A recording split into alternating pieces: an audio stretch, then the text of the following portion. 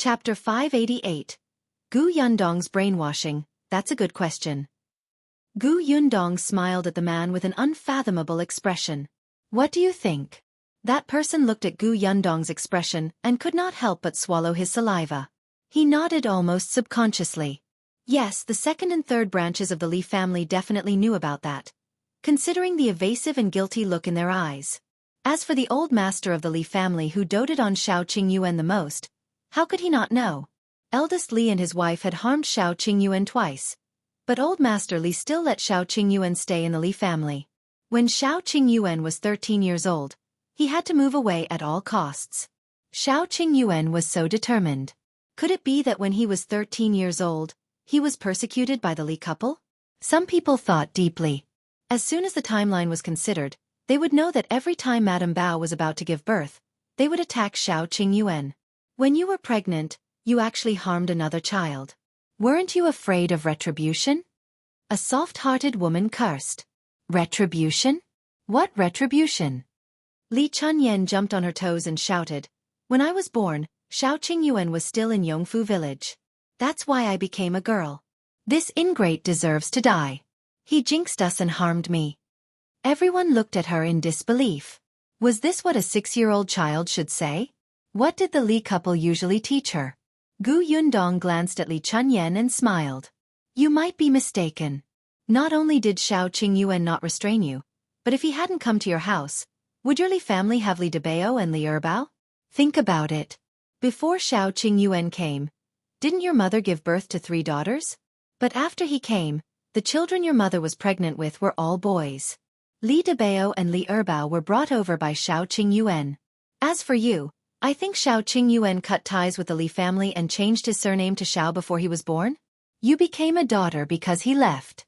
So all of this is your parents' fault. It was your parents who caused all this. Li Chunyan was stunned. She was only 6 years old after all. Previously, when she heard the Li couple repeatedly mention Xiao Qingyuan's bad, she felt that it was Xiao Qingyuan's fault. But now, Gu Yundong's words seemed to be able to brainwash her. She actually felt that. She was right. Not only her, but even the surrounding villagers felt that it made sense. Therefore, the first branch of the Li family indeed suffered retribution. However, Eldest Li and Madame Bao did not think so. The thoughts had been deeply rooted in their minds for more than 10 years.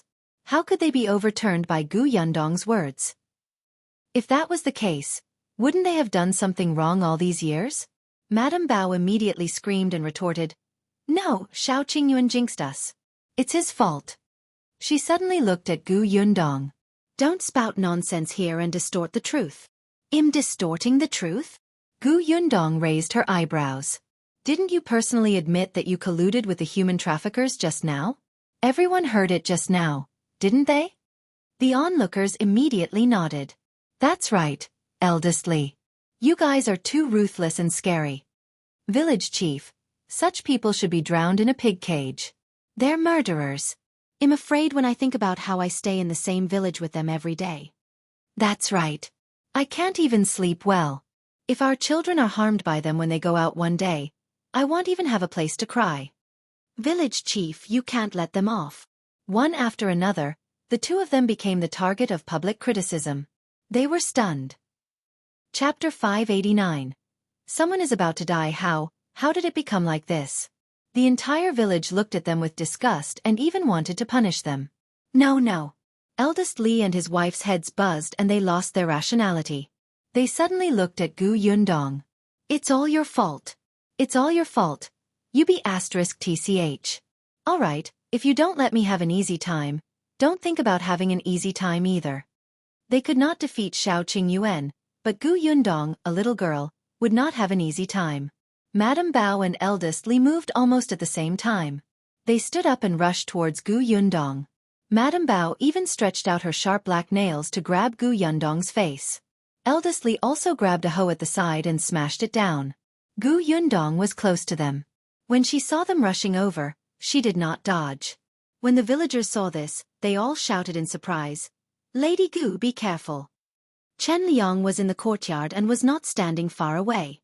He rushed over without thinking. But he had only taken 2 steps when he saw Gu Yundong twist Madame Bao's arm and prop her up on his shoulder. She then kicked Eldest Li, who had rushed over, and sent him flying. After her feet landed on the ground, she started punching Madame Bao. You dare to fight me? You're blind and have no memory. Have you forgotten how I dealt with the 4 bastards back then? Everyone was speechless. They had indeed forgotten about it previously. Now they remembered. As Xiao Qingyuan was standing in the central room and was blocked by Shu and the others, when he came out, he saw Eldest Li, who had been kicked away. His eyes suddenly turned cold. He saw that Eldest Li was about to stand up and rush towards Gu Yundong again. Xiao Qingyuan immediately reached out, grabbed his hair, and slammed him to the ground. Bang! Eldest Li's back was slammed heavily onto the ground, raising a thick layer of dust. He coughed twice. Before he could open his eyes, he was punched hard in the face. Oh, it hurts. Don't hit me. Xiao Qingyuan's fists came one after another. His movements were quick and nimble as they landed on Eldest Li. Chen Liang and the villagers were originally focused on Gu Yundong and Madame Bao. They watched as Madame Bao was beaten to the ground by Gu Yundong. Before they could sigh, they were distracted by another shrill cry. In the next moment, everyone widened their eyes and sucked in a cold breath. Everyone only knew that Xiao Qingyuan was a wolf cub. He could even kill children and was cruel. However, most of them had heard about it and only felt that this person's reputation was not good. In any case, they usually stayed away from him. Now, it was the first time they had seen him beat someone up so fiercely. His fists were like stones, and his body emitted a violent and murderous aura. With just a few punches, Eldest Li's face was already covered in blood. Everyone was frightened and shuddered. They did not move and did not dare to say a word. Chen Liang was the first to react. He immediately shouted, "What are you waiting for? Hurry up and pull him away. Hurry up and pull him away. Someone is going to die." The onlookers outside were suddenly jolted awake, and 3 to 4 burly men instantly squeezed in. However, Xiao Qingyuan raised his head and looked at them coldly. The coldness in his eyes made them stop in their tracks. However, Xiao Qingyuan's fist did not stop hitting Eldest Li. Chen Liang could not get him to stop, so he could only go up himself. Qingyuan, stop.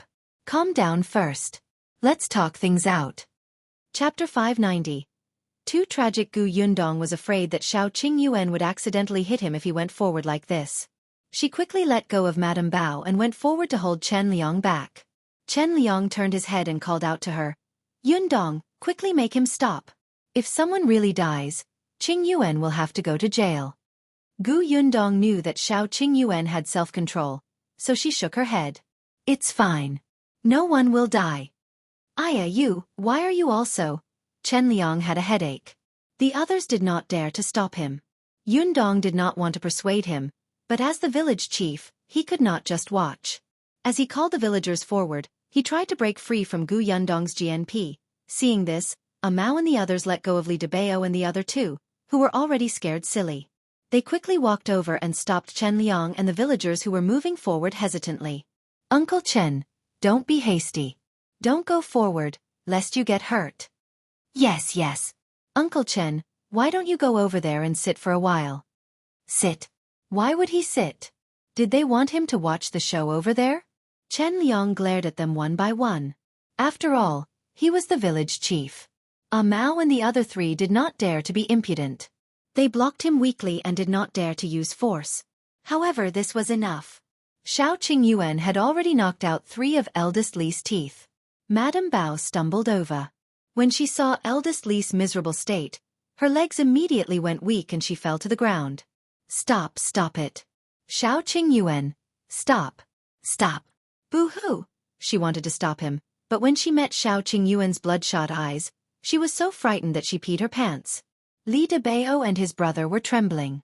They had never seen Xiao Qingyuan like this. Not to mention Li Chunyan. At this moment, she didn't dare to find trouble with him.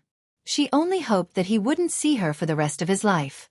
She shrank into a corner and didn't even dare to raise her head. Xiao Qingyuan finally stopped before Chen Liang arrived. He glanced at Madame Bao. "Now, do you remember what I said in the past?" "Yes, I do. We won't dare to leave. We won't dare to do it again." They were afraid. Xiao Qingyuan was too terrifying. He was 100 times more terrifying than the last time he rushed into their house and smashed it. She was sure that if there was a next time, Xiao Qingyuan would definitely kill them. If you dare to attack Yundong again, I will take your lives. Xiao Qingyuan stood up expressionlessly. Under Madame Bao's crazily nodding gaze, he gently stepped over Eldest Li's knee. Ah! Big Li cried out in pain. Finally, he could not hold on anymore and fainted. Xiao Qingyuan frowned and looked at the blood on his hand. He came to Gu Yundong's side and asked, "Are we going back?" "Let's go back." Xiao Qingyuan led her out. The villagers at the door automatically made way for them and watched silently as they left. There was no one in front of Chen Liang to block him. He looked at Xiao Qingyuan and Gu Yundong's backs as they left, then at Eldest Li, who was lying on the ground unconscious, and Madame Bao, who had almost fainted from crying. He suddenly slapped his thigh. What's going on? However, he could not care less now. Chen Liang quickly got someone to carry Eldest Li to the doctor. The people from the Li family's second and third branches had never appeared from the beginning to the end. They hid in the house and trembled. Gu Yundong did not pay attention to what happened after that, but a Mao and the others told her the news excitedly. Chapter 591. Ending Eldest Li's life was indeed not in danger, but he was also not in a good state. 3 of his teeth had been knocked out, and the doctor had found dog teeth to fix on him.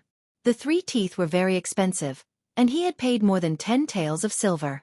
There would be other expenses in the future, not to mention the broken leg that Xiao Qingyuan had stepped on. Yes, that leg was broken. From then on, Eldest Li could only move with a walking stick. He could not do any work in the fields. The Li family's reputation in the village had also been tarnished. Although no one wanted them to be punished, no one was willing to interact with them. Madame Bao went to borrow money from others, but she was almost always blocked out. Li Debao and his siblings did not have a single friend in Yongfu village who was willing to play with them. Because Eldest Li was seriously injured and bedridden, Li Debao and his siblings had to work in the fields.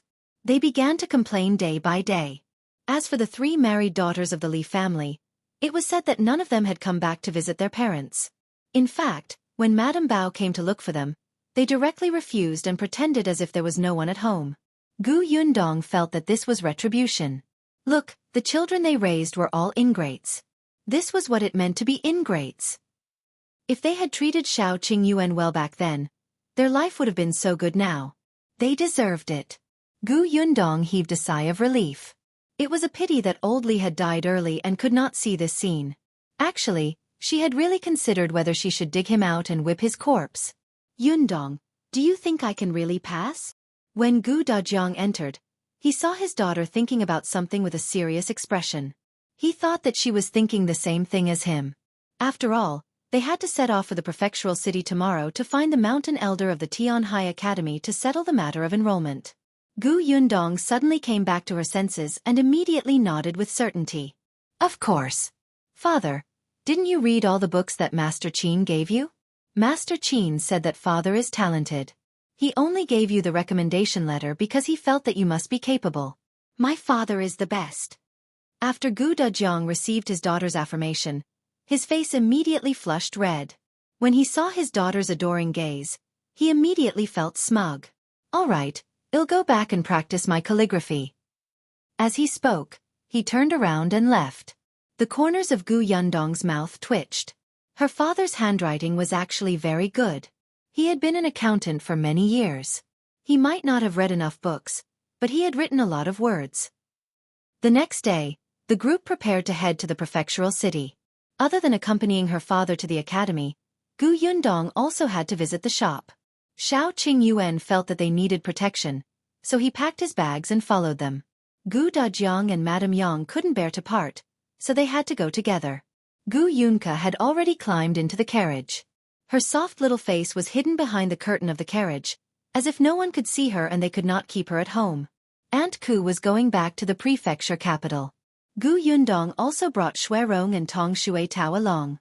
Xuerong followed beside Gu Dajiang as a page boy. This time, Xiao Qingyuan brought a Zhu and a Shu along. Last time, he brought a Mao along with him. There were a lot of people, so they were divided into 2 carriages. Seeing that there was nothing left, the group set off majestically and left Yongfu village. There were many people standing outside the Gu family's workshop. Someone who was well-informed said with a face full of emotion, "I heard that the boss is going to open a shop in the prefectural city this time. Tell me, how long has it been?" The boss is actually opening a shop in the prefectural city. It's amazing. Chapter 592. Zhuangzi as shopkeeper. Last time, the owner said that when she goes to the prefectural city to open a shop, our workshop will recruit more people. Is it going to start when the owner comes back? I'm sure it is. I'll go home today and tell my maternal cousins to be prepared. Yes. This is a rare opportunity. After they recruit someone this time, we don't know when the next time will be. Everyone spoke one after another, and a few of them thought too much. There were more and more people in this workshop. Tongan alone would definitely not be able to manage it. When the time came, the boss would definitely find someone to manage it, even if it was a junior manager. Hence, for the sake of a good impression, everyone worked extra hard these few days. However, Gu Yundong did not know that the long-term workers in her small workshop had started to work hard. She sat in the carriage and held little Yunka in her arms. After the young lady confirmed that she could go to the prefectural city, she was overjoyed.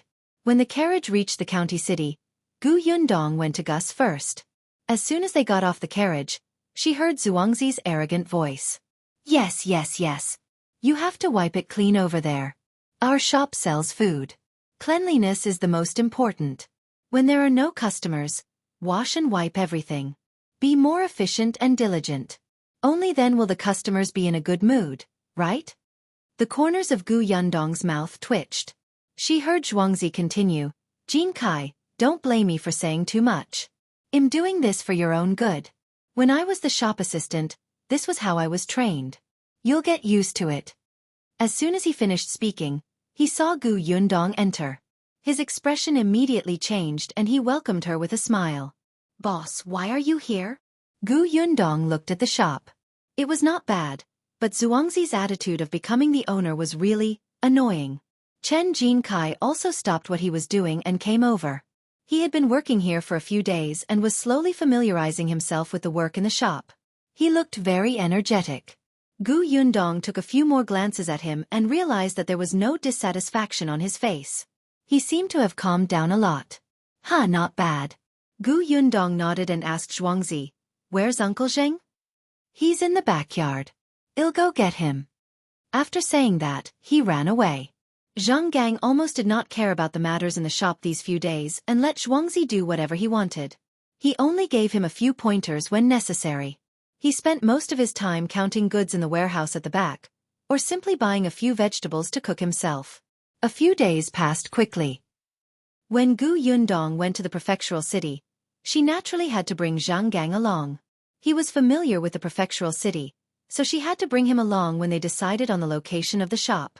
2 days ago, Gu Yundong had already informed Zhang Gang. He should have packed up at this time. Seeing Zhuangzi run into the backyard, Gu Yundong looked at Chen Jin Kai. "Brother Chen, are you used to being here?" "Everything is fine." Gu Yundong raised her eyebrows. "I heard Zhuangzi ordering you around even before I came in." He seemed very arrogant. The shop assistant, Jiang Bao, who was sending the guests out of the pharmacy next door, happened to hear this and immediately stopped in his tracks. He had already established a deep friendship with Zhuangzi. Of course he was on his side. Seeing that his boss' future wife was asking the new employee a question in private, he immediately perked up his ears. All right, he wanted to see what this person would say about Zhuangzi behind Zhuangzi's back. Chapter 593. You're smart. Chen Jin Kai smiled and said nonchalantly, "It's quite good. I started as a small shop assistant in town in the past. At that time, the manager was even more impolite to me. Zhuangzi was just a little strict with his words. He didn't hide anything from me. He was telling the truth. In the beginning, he was also prepared to deal with all kinds of difficulties and torture.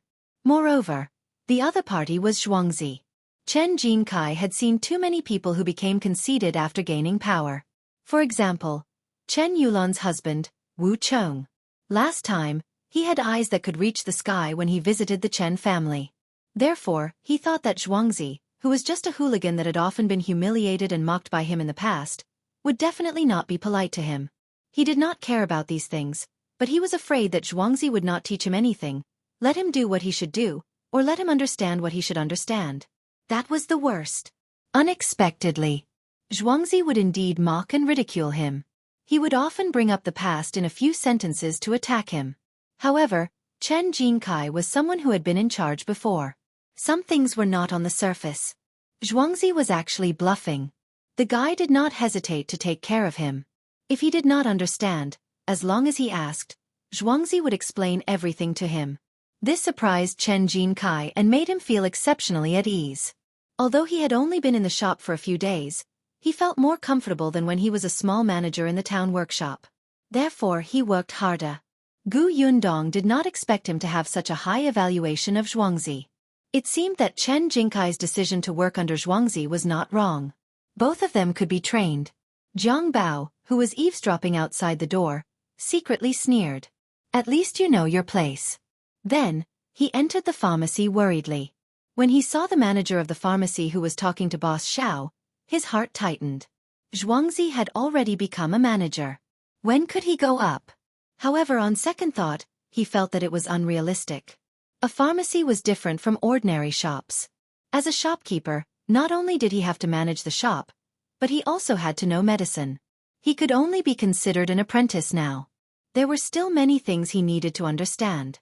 However, his boss' future wife would go to the prefectural city to open a shop. He guessed that his boss would follow her soon. At that time, While Jiang Bao was enjoying himself, Zhuangzi from the shop next door had already brought Zhang Gang over. Zhang Gang was carrying a bag in his hand. He was wearing clean and decent clothes and looked very energetic. It looked like he was full of enthusiasm for returning to the prefectural city. Boss, I'm done packing. We can leave now. Okay. Gu Yundong nodded and instructed Zhuangzi and Chen Jinkai to do their best. She saw that Zhuangzi was a little nervous. After all, Zhang Gang had really abandoned his job this time. It was normal for him to feel uneasy if he wanted to be independent. However, after such a long period of training, there was definitely no problem. Gu Yundong led Zhang Gang out and let him follow Xiao Qingyuan, who had also come out of the pharmacy, into another carriage. The two carriages were separated by gender.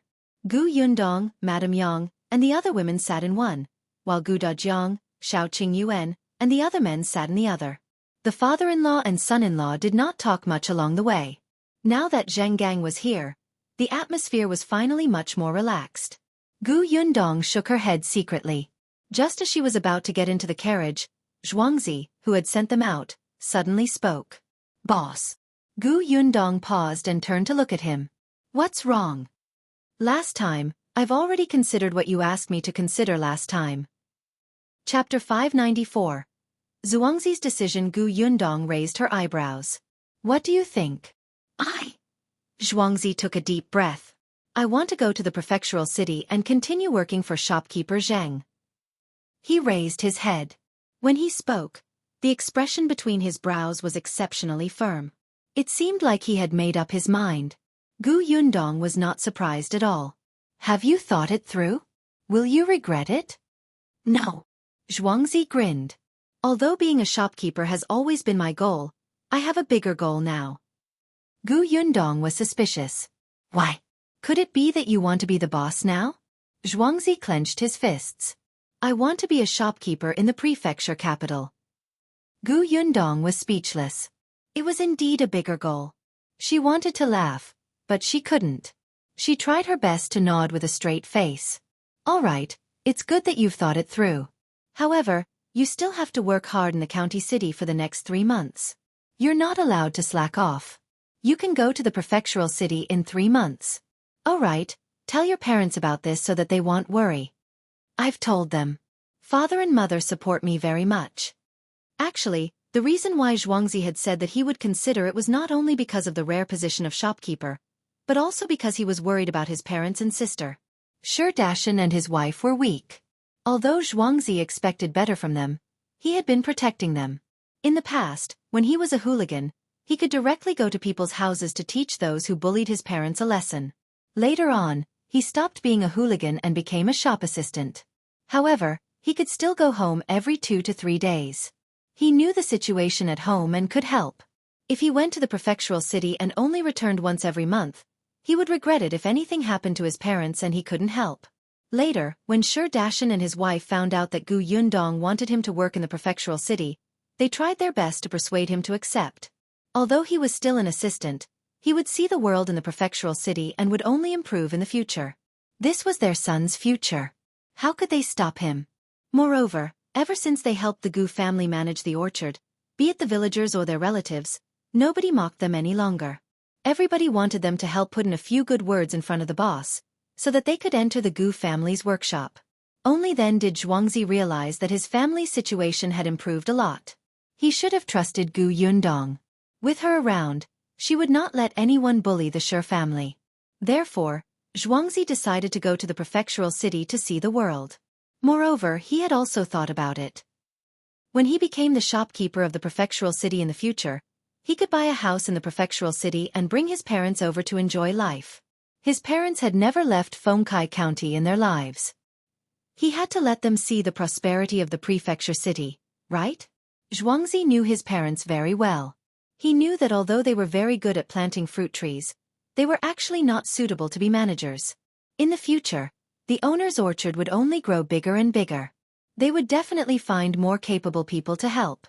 As far as he knew, Uncle Zhao was very eye-catching to the boss. Of course, Zhuangzi was happy that Uncle Zhao's family could rise. His son, Gosheng, was his good friend. If they could get rich, everyone could get rich together. Seeing that he had thought it through, Gu Yundong nodded. That's good. As she spoke, she bade farewell to Zhuangzi and was helped into the carriage by Tong Shui Tao. When the carriage went further and further away and was almost out of sight, Zhuangzi suddenly turned around and entered the shop. He said to Chen Jinkai, "You still don't admit that you're stupid. When the boss came just now, why didn't you pour a glass of water? You're really stupid." He was just a shopkeeper for 3 months. No matter what, he had to satisfy himself first. Chen Jinkai. Chapter 595. Jinxiu restaurant in the prefecture city. Gu Yundong and the others had already left the city gate. Auntie looked at the gradually blurring city wall outside the window and suddenly felt a little sad. 2 days ago, I thought of letting Stallion follow me to the prefectural city so that we can take care of each other. More importantly, her embroidery skills are good. Those embroidery pieces can't be sold for a high price in this county city. What a shame. She will definitely be able to get a lot of embroidery work when she goes to the prefectural city. It's just that she didn't agree. Gu Yundong thought for a moment. Stallion has been through so much and has always yearned for a more peaceful life. Perhaps she feels that Yongfu village is more comfortable and suitable for her. Auntie gave her a sidelong glance. You're really so stupid. Gu Yundong was dumbfounded. No, did I say anything wrong? She looked at Tong Shui Tao, who shook her head, indicating that she did not understand. She looked at Madame Yang again. Madame Yang was even more confused than her. Finally, she looked down at Gu Yunka, who was in her arms. The young lady adjusted to a comfortable position, closed her eyes, and prepared to sleep. Auntie was speechless. Auntie sighed and closed her eyes. She didn't want to talk to her anymore. Forget it, forget it. This was Shen Sishan's own business. She shouldn't get involved. It was just that Shen Sitian and that person would have to work hard now that they met Gu Yundong, who was not smart enough. Gu Yundong would probably not be able to help much. Gu Yunka quickly fell asleep. The few people in the carriage did not speak again. They swayed as the carriage moved towards the prefectural city. It was only in the evening that the carriage arrived at the city gate. The Tianhai prefecture was as lively as ever. However, the guards at the city gate were no longer Nie Tsong's group. The carriage drove into the prefectural city. Tong Shui Tao and the others curiously lifted the curtain of the carriage and looked out. Miss, Tianhai prefecture is even more lively than Wanqing prefecture. Of course. Back then, Wanqing prefecture had also experienced a lot of attacks from refugees. In addition, the prefecture magistrate had colluded with the Xian family to take bribes. Naturally, this prosperity could not compare to the Tianhai prefecture. It was a little late, so the group first found an inn and booked a few rooms to stay in. Although Aunt K's house was in the prefectural city, she had not been back for a long time. Her house had to be tidied up before she could stay, so she might as well return tomorrow. They put down their luggage and rested for a while before going out for dinner. Coincidentally, the inn they were staying in was diagonally opposite the Jinxiu restaurant that Lu Wei's family had opened in the prefecture capital a few months ago. Moreover, it seemed that the restaurant was very lively and business seemed to be very good. When Gu Yundong entered, he saw the shopkeeper who was quickly calculating the accounts on the abacus. Coincidentally, this shopkeeper was originally the shopkeeper of the restaurant in Fengkai County.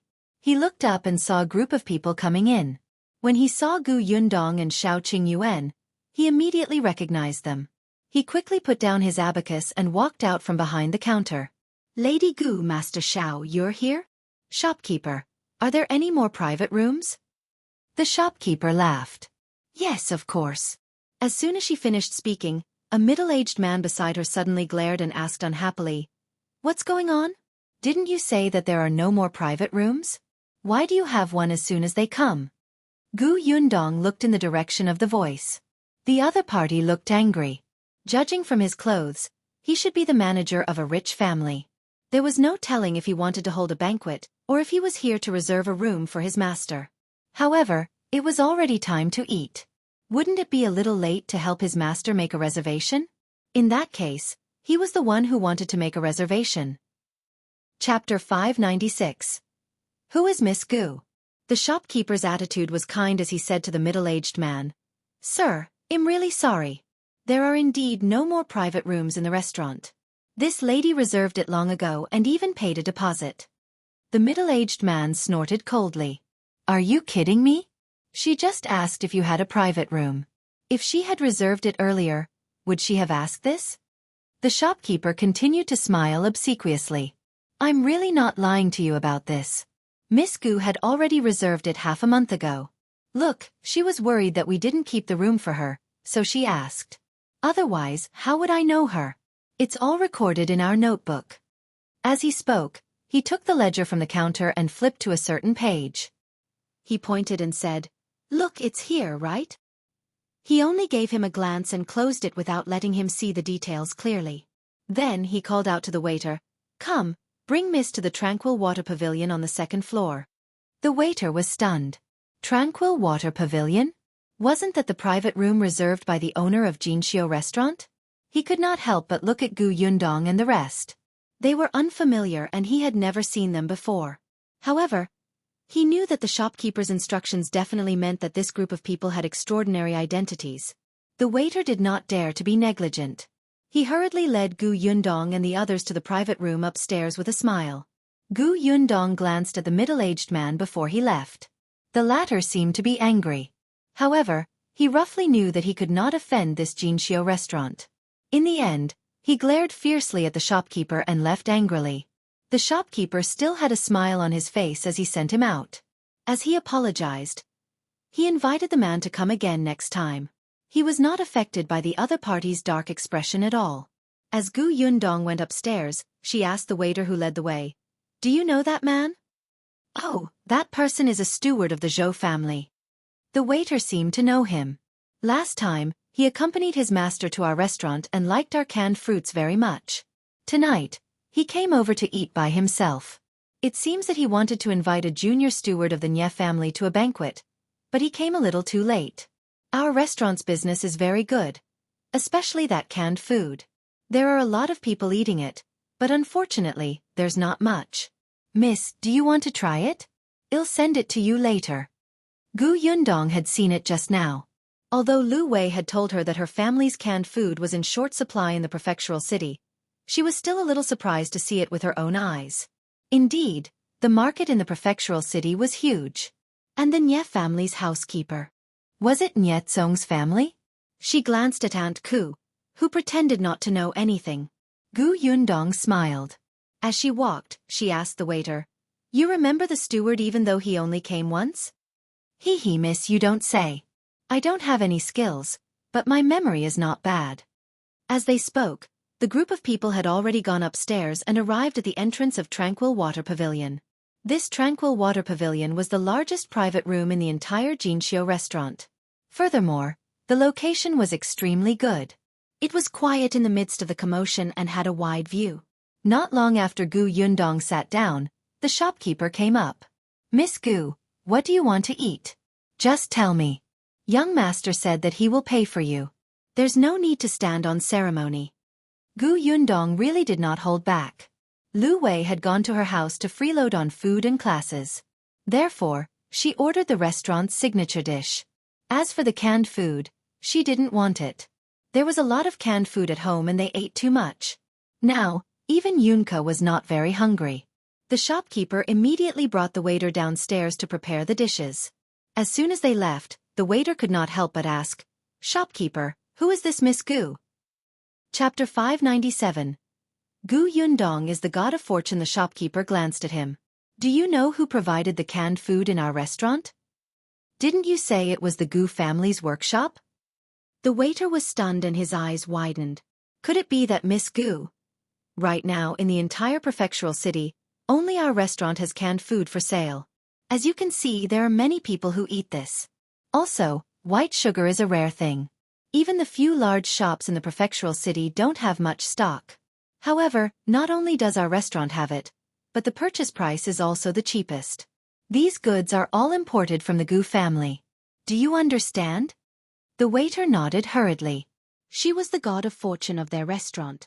This waiter was recruited from the prefectural city. He had never been to Fengkai County and did not know much about certain things.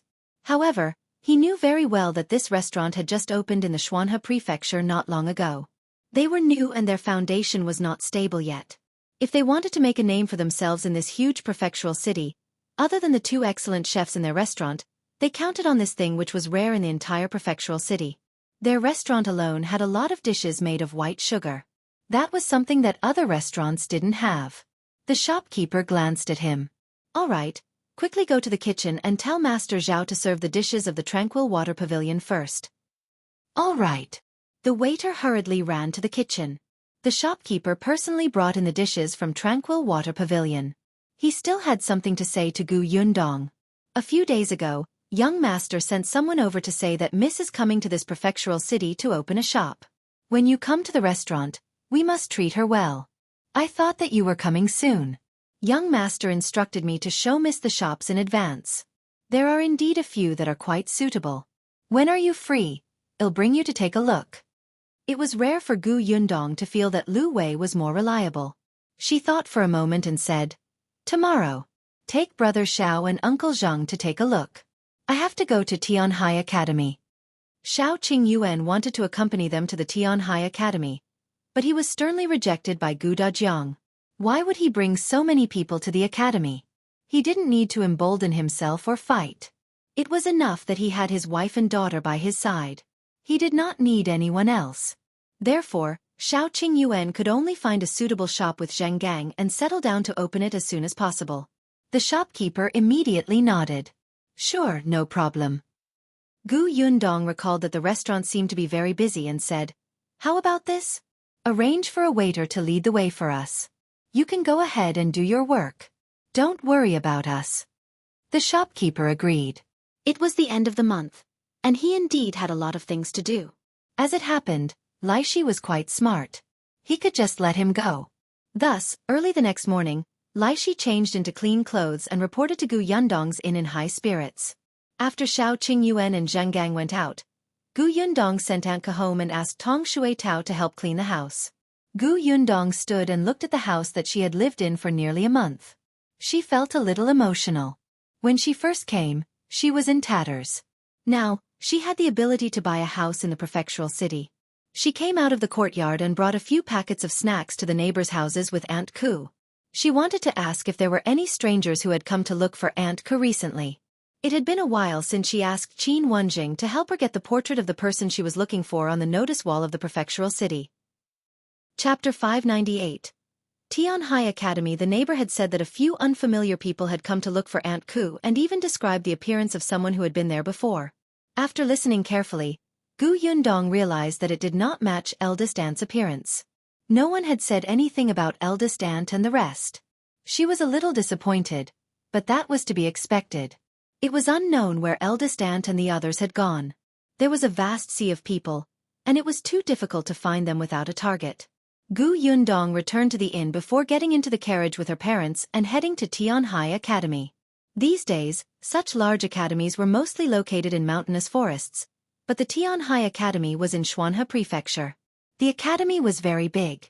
It was located by the lake in the south of Xuanhe Prefecture and was quite far from the downtown area. However, the environment was beautiful, quiet, and the literary atmosphere was strong.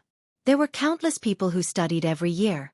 Gu Yundong sat in the carriage and thought that after her father entered school, it would be best if she could buy a house nearby. It would also be convenient and comfortable to go back and forth. Gu Dajiang sat opposite her with a serious expression. No one knew what he was thinking. Gu Yundong could not help but laugh when she saw his expression. "Father, are you nervous?" Gu Dajiang shook his head. "I'm not nervous.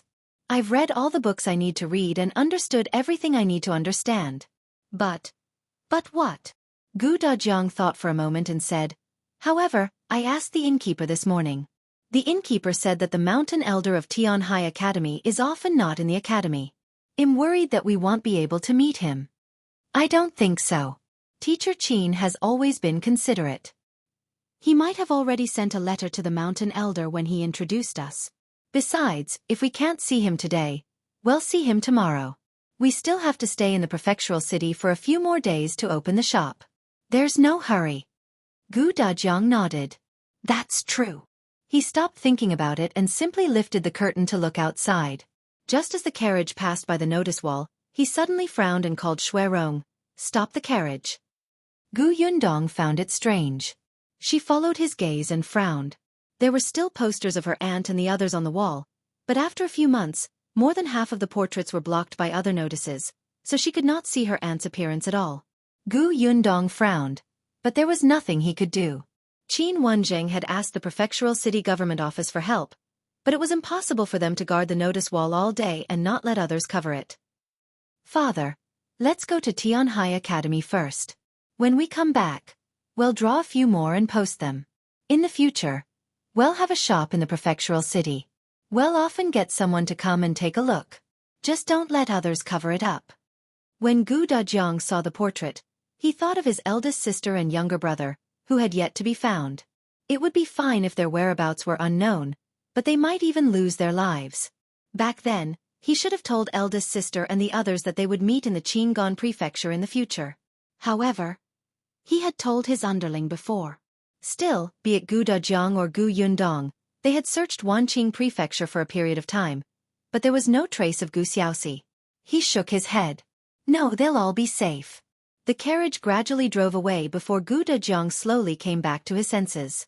After a long time, the carriage finally stopped at the entrance of the Tianhai Academy. Gu Dajiang took a deep breath as he looked at the 5-6 pillar-branded houses in front of him.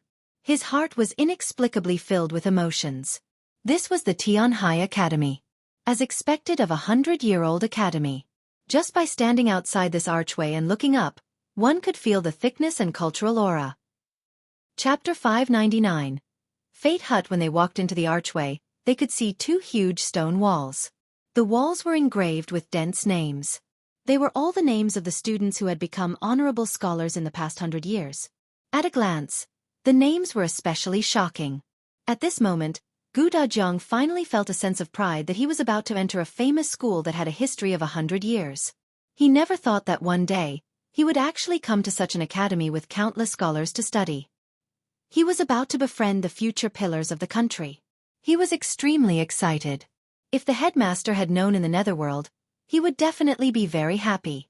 When Gu Dajiang was successful in his studies, he would definitely bring this honor and personally kowtow and offer incense to the headmaster to thank him for his careful nurturing back then. "Father, go in." Gu Yundong called him softly. Seeing that he had been standing on the 2 walls and looking at the names as if he wanted to find the people he had heard of before, she could not help but laugh. "Father's name will appear on this wall in the future." Gu Dajiang was stunned. He turned around and looked at his daughter's sparkling eyes. He couldn't help but laugh. "You sure have confidence in me." "Of course. My father is the best, right?" Gu Dajiang's heart surged. Just for his daughter's words, he had to pass Mountain Elder Chi's assessment and enter Tianhai Academy. He had to participate in the imperial examination and engrave his name on it. He raised his head slightly, turned around, and strode towards the door. The gatekeeper guarding the entrance of the academy had already seen this family, but he did not go forward to ask. In fact, People often came to the Tianhai Academy to admire the names on the stone walls, especially those students who were about to take the examination. It was as if they could pass the exam just by looking at the names. The gatekeeper was already used to it. It was only when Dajiang's family walked up the stairs that he raised his eyebrows in surprise. Please inform that I'm here to visit Mountain Elder Qi. Mountain Elder Qi? The gatekeeper was stunned when he saw Dajiang take out a visitation card. This was also given by Qin Wenjing. Even the gatekeeper of the Tianhai Academy was literate. Looking at the contents of the visitation card, he suddenly came to a realization. So it's Mr. Gu. The Mountain Elder had previously instructed you to welcome you. Please follow me. Yundong and Dajiang looked at each other. Indeed, Qin Wenjing should have sent a letter to Mountain Elder Qi first. The family followed the gatekeeper into the academy. They went around the wall of shadows in front of the door and faced a square. The gatekeeper led them across the square and saw an ancestral hall. In the ancestral hall, there was a statue of Confucius. It looked very solemn. After passing through the ancestral hall, there was a bridge. Beyond that was the lecture hall. Yundong could vaguely hear the students reading, but the gatekeeper did not lead them to the lecture hall. Instead, she walked around the long corridor to the right. This should be the school dormitory. The surroundings were green and quiet, completely different from the strict atmosphere in the lecture hall. Being in it instantly made one feel good. After that bridge is the Fate Hut where the Mountain Elder lives. This is my stop. Please help yourself. With that he left. Yundong looked at the Fate Hut, which was not far away, and thought to herself, it's really helping ourselves. Dajiang tidied his clothes before carrying Yunka onto the bridge. Yundong and Madame Yang followed. Shuirong did not come over and guarded the carriage outside. They had just reached the entrance of the Fate Hut and before they could say anything, a voice came from inside. Come in. Chapter 600. Can't he focus on health? Dajiang was stunned. He felt that this voice was a little too young. As expected, there was a man in his 30s sitting inside. However, this man was dressed in a long robe and had a short beard. He looked like a sage. The man glanced at them and smiled. You're Gu Zicheng, right? Dajiang's courtesy name was Zicheng, which was given to him by the old elementary scholar before he passed away. It meant that he hoped that he could withstand the unfair tribulations in his life and rise in the future. The man continued, I am the Mountain Elder of the Tianhai Academy. Come, take a seat first. Dajiang couldn't help but twitch his lips when he saw him trying his best to calm down. He said, I'm Gu Zicheng. They are my family. Brother, please tell me where the Mountain Elder is. The man frowned. Didn't I tell you? I am Mountain Elder Qi. What do you have to doubt? Brother, you're too young. Mountain Elder Qi was in his 50s. Even though this person had a beard, he didn't look like he had reached that stage, right? The man was a little displeased. I just look young because I usually pay attention to my health. How did it become a reason for you to suspect me? Dajiang thought, if you don't look so nervous, you might be more convincing. It seemed that Mountain Elder Qi was indeed not around. Dajiang did not know where this student came from, but he was actually playing a prank in Mountain Elder's Fate Hut. Dajiang shook his head. Since Mountain Elder hasn't returned, I'll wait outside. With that, he carried Yunka to the door again. He had just taken a step when he heard a sudden splashing sound behind him, followed by a voice. Wait! 5 or 6 people suddenly came out from behind the screen. All of them were wearing the clothes of the academy students. They were of different ages. The one in front was a 12 or 13-year-old boy. He looked like the leader. He immediately ran to Dajiang and stopped him. Wait, who let you leave? And you are? My surname is Qi. The person you're looking for is my grandfather. The young man raised his chin slightly, and the people behind him immediately surrounded him. Yundong could vaguely hear the whispers between them. I knew it. Brother Kai is too different from the Mountain Elder. He can't fool anyone at all. Not necessarily. If we meet a bookworm, he'll definitely be fooled. But reality has proven that Gu Zicheng is not a bookworm at all. As they spoke, they suddenly felt a strange gaze on them. They immediately looked up and met Yundong's indescribable expression. The students were speechless. Why did she look like she was looking at a fool? It must have been an illusion. The few of them hurriedly stood behind the youth. Qi Ting was Mountain Elder Qi's grandson. He was only 12 years old this year and was currently studying at Tianhai Academy. He had long known that Gu Dajiang was coming. After all, the other party was introduced by Qin Wenjing. Qi Ting had heard his grandfather praise Qin Wenjing since he was young. Although he had never seen him before, it did not stop him from being very unhappy with Qin Wenjing. Qin Wenjing was the better child. He was clearly a generation older than Qi Ting, but he still had to be compared to him. Just thinking about it made Qi Ting feel stifled. Therefore, when he heard from his grandfather that Qin Wenjing had actually strongly recommended someone to come to Tianhai Academy to study, he especially wanted to see who this Gu Dajiang, who was praised by Qin Wenjing, was. Chapter 601. Test Qi Ting's first thought when he saw Gu Dajiang was, is there something wrong with this person's brain? Why did he bring his entire family with him when he came to study? And he's carrying a daughter in his arms? What Qi Ting didn't know was that if not for Gu Dajiang's strong objection, the people who came today would probably have formed a football team. He sized Gu Dajiang up from head to toe for a while. He didn't expect the little girl in Gu Dajiang's arms to suddenly make a face at him. She rolled her eyes and stuck out her tongue. Coupled with her chubby face, it was simply painful to the eyes. Qi Ting quickly shifted his gaze and raised his chin slightly as he asked, I heard that you were recommended by Qin Wenjing? Yes. Knowing the other party's identity, Gu Dajiang didn't leave. He took this opportunity to chat and treat it as getting to know his classmates in advance. I heard that you haven't even passed the county examination. You're not even a preparation scholar? Gu Dajiang thought for a moment and said, That's not right. It's not that I haven't passed the county examination, but I haven't participated in it. Why haven't you? You're already so old. Did you never find a chance? Could it be that you've done something in the past and can't participate? Gu Dajiang frowned. Before he could answer, a cold voice came from the door. Qi Ting, don't be rude. Who taught you to be so impolite and aggressive? Hearing the voice, the expressions of Qi Ting and the other students behind him instantly changed, and they all lowered their heads. Gu Dajiang and company turned their heads and saw an energetic man in his 50s walk in. Immediately after, Qi Ting and the others greeted respectfully, Mountain Elder. So this is Mountain Elder Qi? Gu Dajiang put down the girl in his arms and hurriedly cupped his hands in greeting. Greetings, Mountain Elder Qi. Mountain Elder Qi glared at Qi Ting before saying to Gu Dajiang, Zicheng, there's no need to be so polite. I didn't teach them well and made a fool of myself. Mountain Elder, you're being too serious. It was just a joke. The Mountain Elder glared at Qi Ting again. The latter suddenly trembled and hurriedly apologized to Gu Dajiang. The other students also apologized one after another. They were very polite. Gu Dajiang naturally wouldn't fuss over it. Seeing that Mountain Elder Qi had already sat down, he took out Qin Wenzheng's recommendation letter and introduced his wife and daughter. Mountain Elder Qi opened the recommendation letter and read it. He nodded slightly and said, Wenjing has already told me about your situation. Although I believe in his judgment, we can't skip the assessment. You know this, right? Yes, I understand. Please give me the question. However, the Mountain Elder took a sip of tea with an enigmatic smile on his face.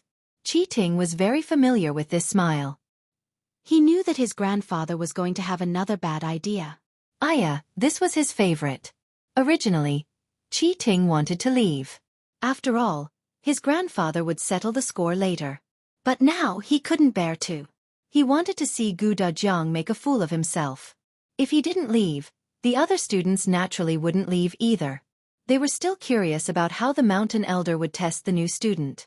Indeed, after a while, Mountain Elder Qi put down the teacup in his hand and smiled.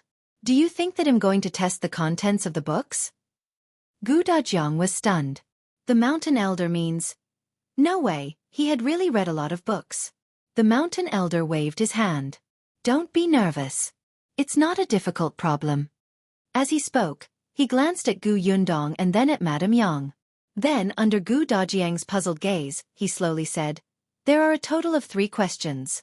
Let's start with the first question. Chapter 602. Deadly question. If one day, when you become an official in a certain place, a bandit captures your wife and eldest daughter and uses them to threaten you. The mountain elder's voice was very calm, but when he spoke, everyone's ears could not help but prick up. Even Gu Yundong was the same.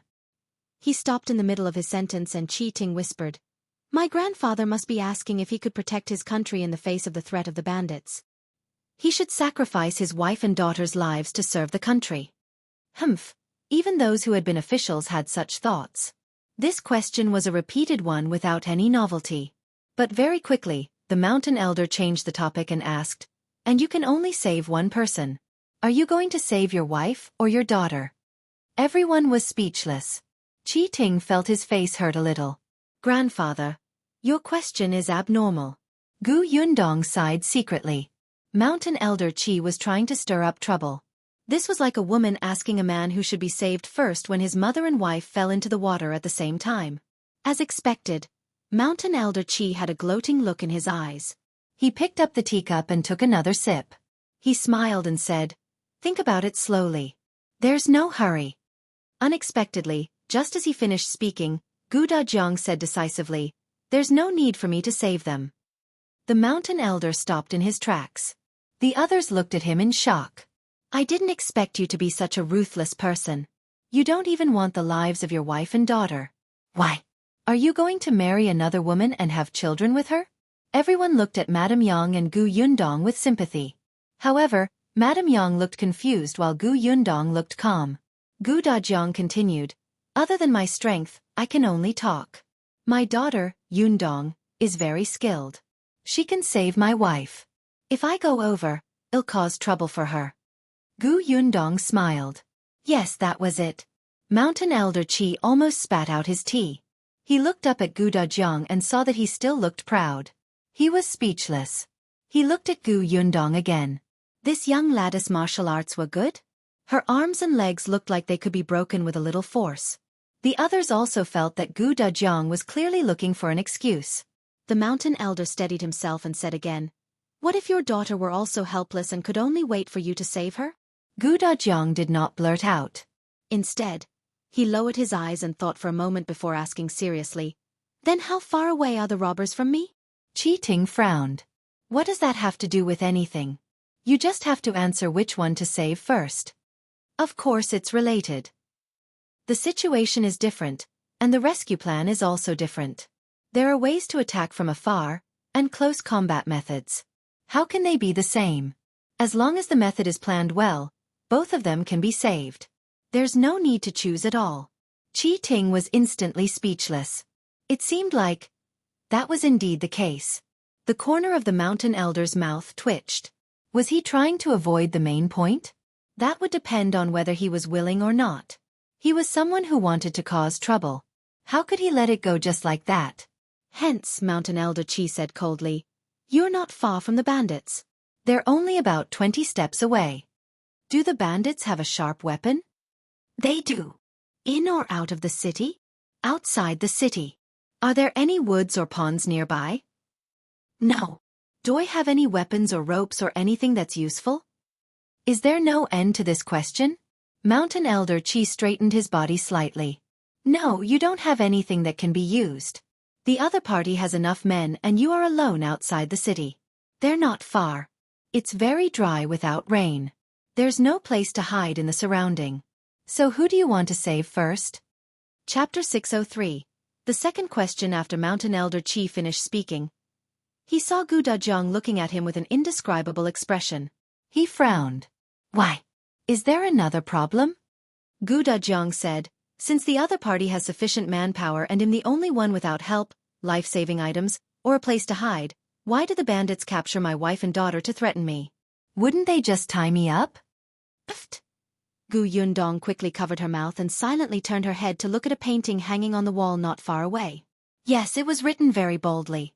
She could not understand it at all, but she had to pretend to be very serious. The others in the Fate Hut were speechless.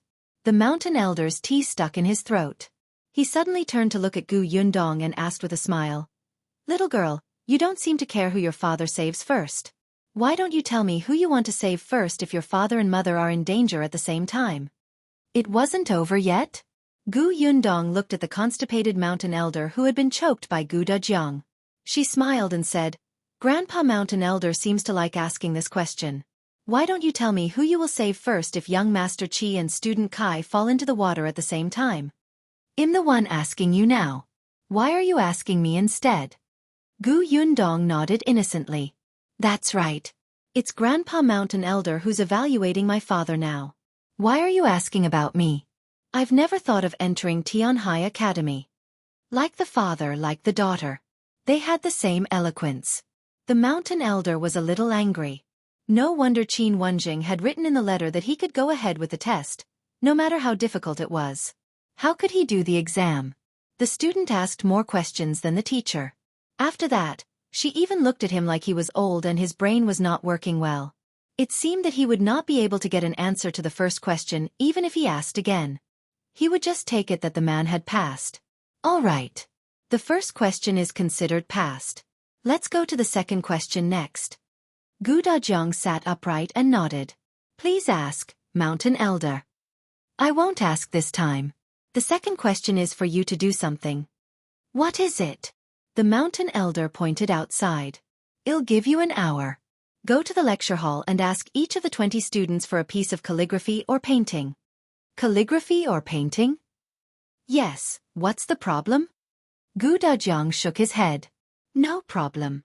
Gu Yundong thought for a moment. It was 2 hours. On average, it was 3 minutes for each student. This did not include the time needed to go back and forth. It was indeed quite urgent. The problem was that students were very protective of their calligraphy and paintings these days. It was unlikely that they would casually hand them over to others, let alone a complete stranger. Gu Yundong looked at Mountain Elder Qi, who also looked at her and laughed. Let's begin now. He gestured at Gu Dajiang. Yes, sir. Gu Dajiang nodded but did not walk out. Instead, he walked to Gu Yundong's ear and whispered a few words. When Gu Yundong heard this, she nodded with a smile and took out something from her sleeve. In fact, it was taken from the space, but others could not see it.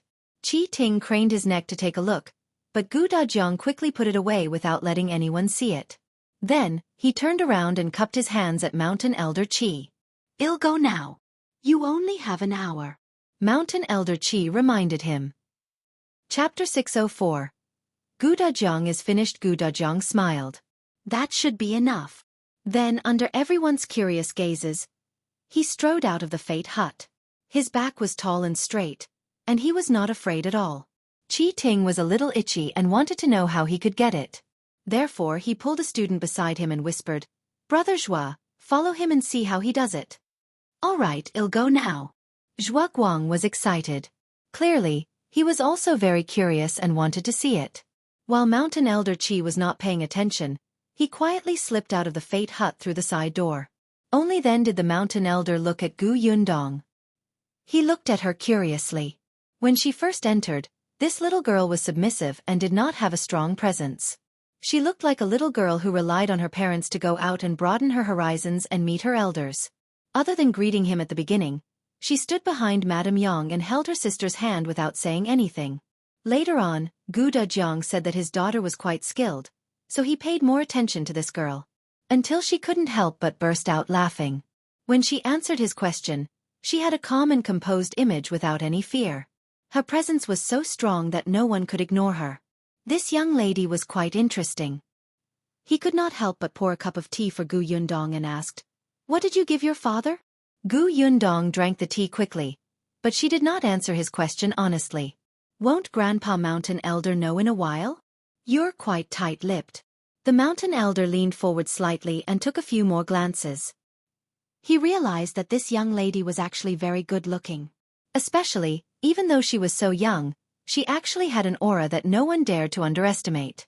He turned around and looked at his grandson. The two of them seemed to be about the same age. A smile instantly appeared on the Mountain Elder's face, and he looked like a kind and amiable old man. Your name is Gu Yundong, right? Yes. Gu Yundong's eyebrows twitched. This man looked like an old fox who was scheming against everything. How old are you? 15. Are you engaged? Gu Yundong was speechless. She glanced at the student standing behind the Mountain Elder and said with a smile, Grandpa Mountain Elder, it's not good to ask a girl about her engagement in front of outsiders. I'll be shy. The mountain elder was stunned. He turned his head and was about to ask the gossipy students to leave quickly when he heard Gu Yundong say, "I'm engaged." Before the mountain elder could open his mouth, he froze. Wait, you just said that you would be shy, but now you're saying that you're engaged. Can your words and actions match? The mountain elder didn't want to speak. He took 2 more sips of water before stopping. Meanwhile, Gu Dajiang had already walked quickly to the lecture hall.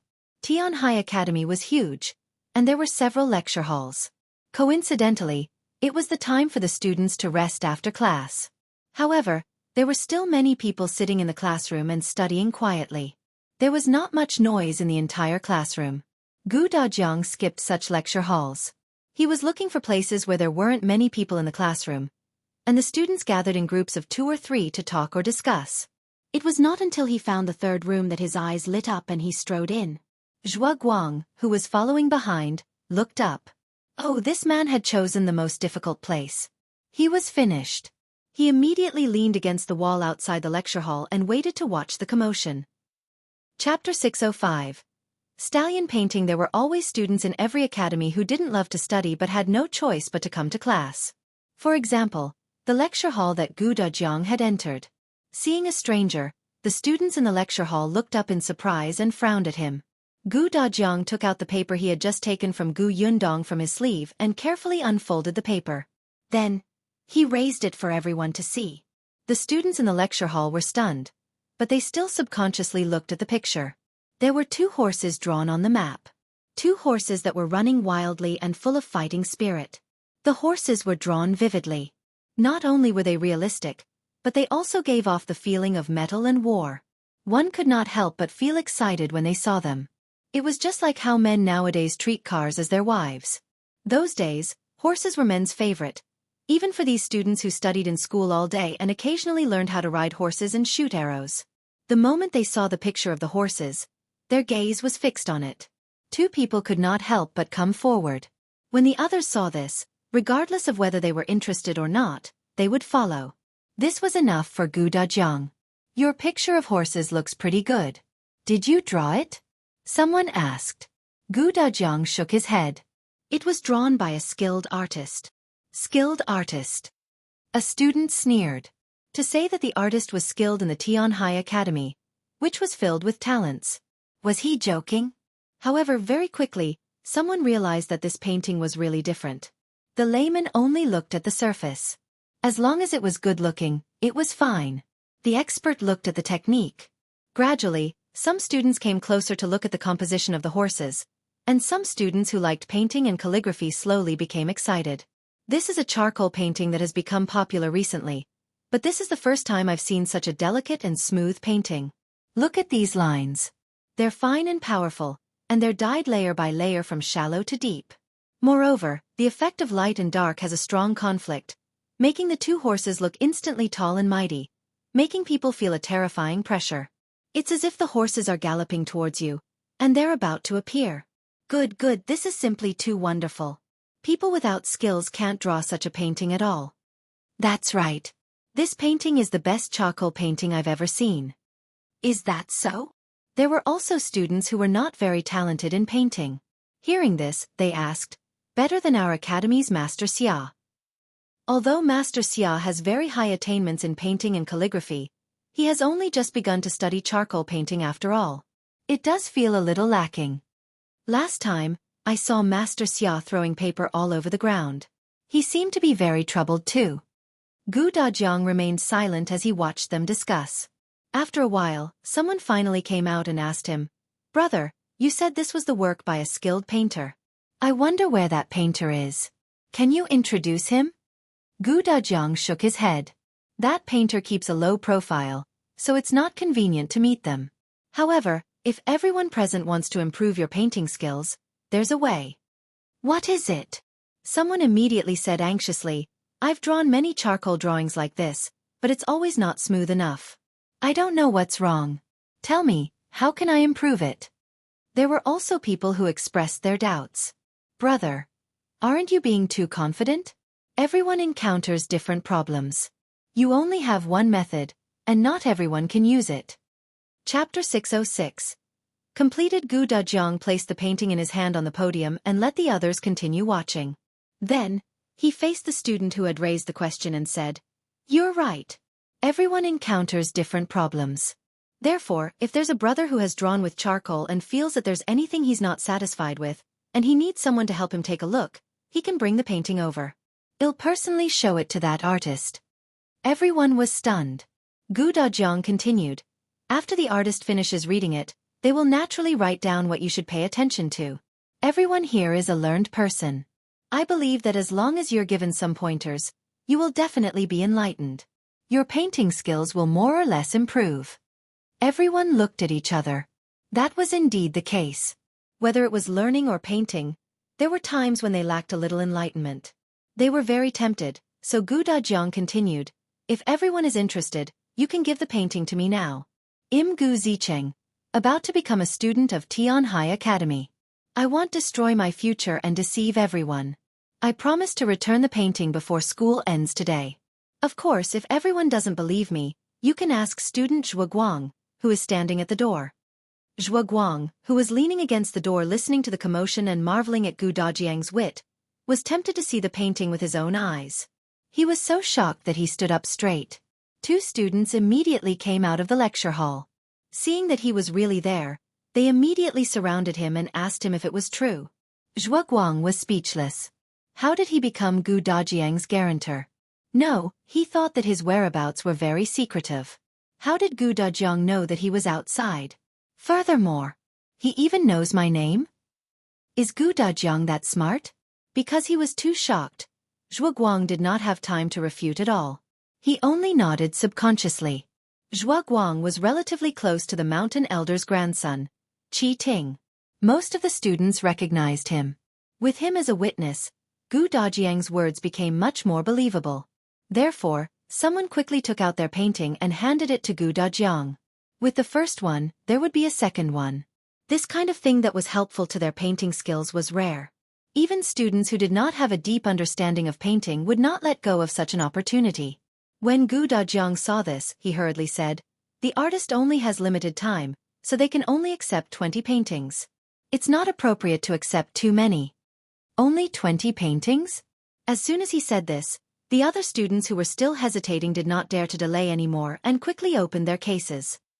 There were also paintings left at home or in the schoolhouse. It would definitely be too late to get them now. So someone went to the next lecture hall and told his close classmates about it. Gradually, the students from the other lecture halls came over. In just a short while, the 20 works requested by Mountain Elder Qi had been collected. Gu Dajiang was a man of his word. He decisively stopped when he received 20 paintings. He gathered the paintings and left. Some students wanted him to make an exception, but Gu Dajiang shook his head and said solemnly, "Painting and calligraphy should be slowly appreciated. If there are too many of them and the artist doesn't have much time, won't they be irresponsible if they look at them one by one quickly? Then they will disappoint everyone's trust." He was right. Although everyone was disappointed, they could only nod and let Gu Dajiang leave. They only repeatedly reminded him, "You have to bring the paintings back before school ends." "Don't worry." Gu Dajiang nodded solemnly. Chapter 607. You gave it to him? Zhuangzi, who was outside the door, calculated that only half of the time had passed. Wasn't this speed a little too fast? Was Gu Dajiang the devil? No wonder Master Qin, who made Qi Ting hate him so much, would personally introduce him to Mountain Elder Qi. Zhuangzi shook his head and hurriedly ran towards the Fate Hut. He ran fast, and when he arrived, he was panting and covered in sweat. The student who was waiting for him at the door was a little surprised. "Why are you back so quickly? How is it? Can Gu Zicheng do it?" Zhuangzi took 2 deep breaths before swallowing his dry throat and nodding. "He did it. He's on his way back now." That person was stunned and exclaimed, "He did it? In such a short period of time?" Everyone in the Fate Hut heard it. Mountain Elder Qi immediately let Zhuangzi in.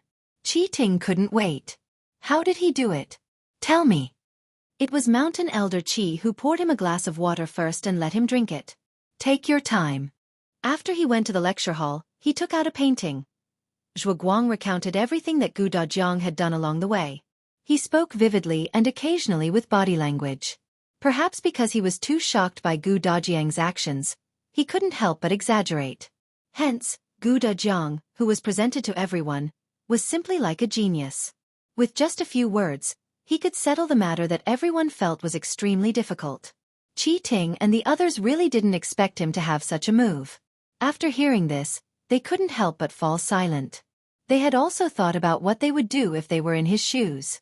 Their first thought was to ask them one by one and persuade them. However, this method took time and the success rate was not high. Gu Dajiang took another path. He threw out the bait and waited for them to deliver themselves to him without any effort. Everyone exclaimed. At this moment, they had a whole new level of respect for Gu Dajiang. Only Mountain Elder Qi seemed to be deep in thought. After a while he looked at Gu Yundong and said with a smile, "So, the thing you secretly gave your father previously was that steed painting?" "Yes." This time, Gu Yundong's answer was very straightforward. "Who drew that picture? Qin Wenjing?" As soon as the mountain elder finished speaking, he heard Qi Ting say, "Qin Wenjing drew it? Humph. Then I have to see how outstanding it is." After saying that, he looked at Zhuangzi. "Have you seen it before?" Zhuangzi looked bitter. "I didn't go in." Gu Yundong actually wanted to proudly announce that she had drawn it, but she could not get a word in. Now that conditions allowed it, painting was her hobby. Naturally, Gu Yundong could not bear to leave it behind. When she was free, she would pick up a pen and paper to write and draw to adjust her mood. She often had the illusion that she was still deep in the apocalypse. It was only when she picked up the charcoal pen that the comfortable feeling seemed real. She had drawn many things, including flowers, trees, stone mills, fruits, and vegetables. She would draw anything she could see. Now, her skills were getting better and better. She had drawn the picture of the horses not long ago. After drawing it, she placed it in her space. Previously, her father had asked her if she had any paintings in the carriage. He wanted to borrow them.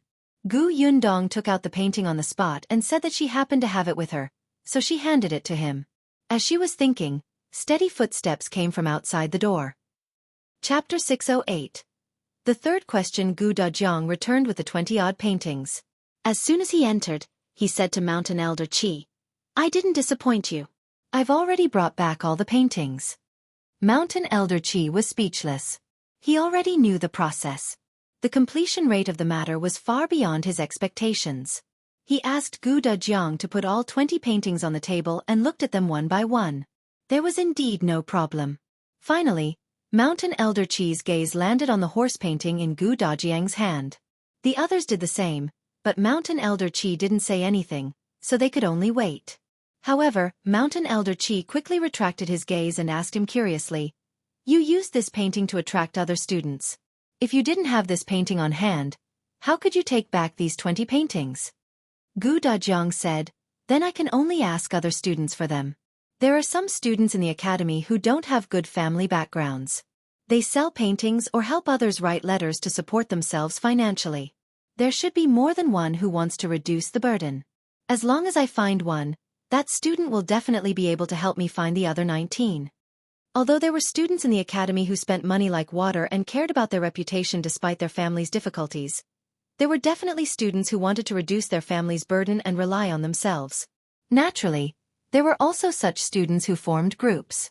Gu Dajiang actually empathized with such people, so he could tell at a glance. As long as he secretly negotiated with them, he believed that it wouldn't be long before he could complete the mission. The mountain elder raised his eyebrows. It made sense. What if you're penniless and don't have the ability to buy their paintings? Gu Dajiang wasn't afraid. Then I'd tell them that I know someone who will buy their paintings and I can still take back these 20 paintings. Even if these students didn't believe him, it was fine. There was still Zhuangzi, right? This guy could still vouch for him. Mountain Elder Qi laughed out loud and looked at Gu Dajiang with even more satisfaction. As expected of someone introduced by Qin Wenjing. His thoughts were novel and not pedantic. He was flexible and would not pretend to be noble. Very good. It was the same for the first question. He knew to avoid the difficult matter and find a breakthrough elsewhere. He would not be so stubborn as to think of an answer. If he offended his wife and daughter, he would end up in a situation where his family was at odds. Still, after the mountain elder finished laughing, A malicious expression suddenly appeared on his face. Gu Yundong's mouth twitched. Grandpa Mountain Elder, you should practice your facial management. In the past, when you were an official, did you often suffer because others saw your expression? Was that why you resigned early and came back to teach? The Mountain Elder said. Regarding the second question, you have indeed passed. However, although you have brought back these paintings, you have also promised those students that before the school ends, you will get the artist to point out the shortcomings in the paintings. Now that it's almost noon, it's too late for you to give the paintings to the artist before taking them back. Besides, don't forget that I still have a third question waiting for you. He knocked on the table with a smile and glanced at the paintings on the table. Even if it's an expedient, you can't go back on your word to others. If you enter school in the future, you won't have the face to talk to these classmates, right? Mountain Elder Qi felt that the artist Gu Dajiang was talking about was most likely Qin Wenjing. Unless Qin Wenjing was in the prefectural city, he would never be able to bring the paintings back to the academy before the school ended. But Qin Wenjing was in Fengkai County. Chapter 609. Should I remind Gu Yundong? Gu Dajiang wasn't nervous. It's indeed almost noon. Please give me the third question. The Mountain Elder was stunned. Did she not understand what he said just now? That shouldn't be the case. Gu Dajiang was such a smart person. It was only when he saw Gu Yundong stand up and carry the 20 paintings back that he was slightly stunned and came to a realization. That's right. Gu Dajiang still had his sharp-tongued daughter. Gu Dajiang could pass the third test in peace while his daughter took the paintings away and get help. All right, then I'll talk about the third one. Mountain Elder Qi said, the third one isn't difficult. You have to go to a lecture hall that's in the middle of a lesson. After you're done listening, write an essay for me. The third was the true test of Gu Dajiang's knowledge. It was really not difficult in a way. Most people who had read books knew how to write an article. Moreover, this article did not have any restrictions. You could cut in from any angle and do whatever you wanted. However, it was difficult in another way. After all, the person reviewing the article was Mountain Elder Qi. As the Mountain Elder of an academy and an official for many years, it was said that he had participated in the imperial examination in the past. To Mountain Elder Qi, who had read too many good essays, an essay that was too mediocre and not eye-catching would disappoint him. Furthermore, although Gu Dajiang had read many books and had written some articles in private, no one helped him review them. There was no interaction. It was a weakness. Gu Dajiang felt that this was the true test for him. The Mountain Elder looked at him and frowned slightly. He asked, "Why? Is there a problem?" "No." He shook his head and said, "It's just that my wife and daughter ate breakfast early. When I finish writing the essay after class, it would be past noon. I don't want them to wait with me on an empty stomach." Mountain Elder Qi nodded, but he thought to himself that Gu Dajiang was probably finding an excuse for his daughter to leave the academy with the paintings, right? However, he did not want to do as Gu Dajiang wished. "It doesn't matter. The academy has a canteen. I'll get someone to bring you some food. The weather is hot now. It's inconvenient for them go out in the afternoon. You don't want them to be tired, right?" "In that case, thank you, Mountain Elder." Gu Dajiang bowed deeply. "Then I'll go to the lecture hall." The Mountain Elder was stunned. He agreed just like that? Shouldn't he persevere a little? He suddenly felt like he was punching cotton. He clearly had a bad idea in his heart, but the other party did not seem to take the blow as he had imagined. It was simply too bad. Gu Dajiang turned around and left. When Qi Ting saw this, he thought for a moment and quickly approached a student beside him. "Bring him to the Enlightenment Lecture Hall." The difficulty had increased. He wanted to see how Gu Dajiang would pass. The Tianhai Academy was also divided into several parts. The Enlightenment Lecture Hall was filled with young children, so the content of the teacher's lectures was naturally not deep. Gu Dajiang could obtain very little knowledge. Let's see how good an article he can write this time. The student nodded and quickly followed. Mountain Elder Qi saw it but did not stop him. In the face of a challenge, he would always encounter all kinds of accidents. It was also a good opportunity for Mountain Elder Qi to see how he could adapt to the situation. So he tacitly agreed. What he cared about now was something else. It had been so long. Why didn't the Gu family's girl say that she was leaving? Should he remind her that time was tight? Chapter 610. Gu Yundong's painting Mountain Elder Qi cleared his throat, glanced at Gu Yundong, and said, "Miss Gu, the school ends at 1700 hours in the Tianhai Academy." His words were very obscure. Gu Yundong nodded. "Yes. Before I came here, my father had also asked around. School is a little late in the summer, and it will be an hour earlier in the winter." The mountain elder was speechless. Why didn't she understand? Where did her intelligence go? Or was he being too vague? He coughed lightly and gave up on himself.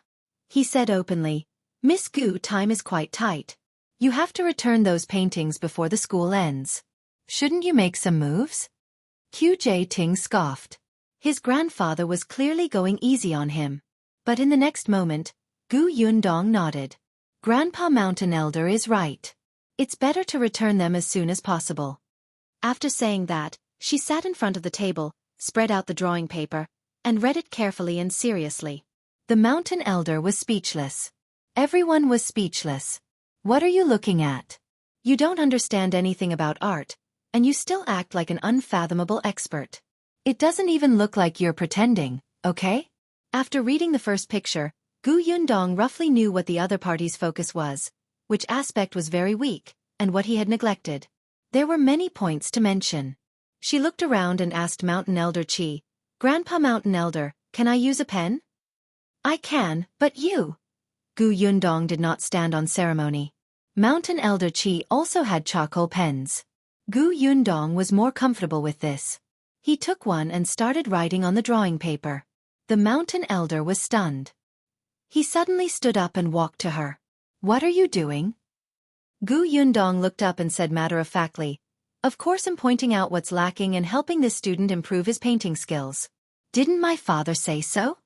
"No, what nonsense are you writing?" Qi Ting and the others quickly walked forward and said angrily, "Your father asked you to let the painter who drew the painting of horses point it out, not for you to mess around here. Do you know how much the students of our academy cherish these paintings? How can they let you paint randomly on them? Do you know that you've ruined their hard work?" The others nodded one after another, as if they could empathize with someone who did not take their intentions seriously.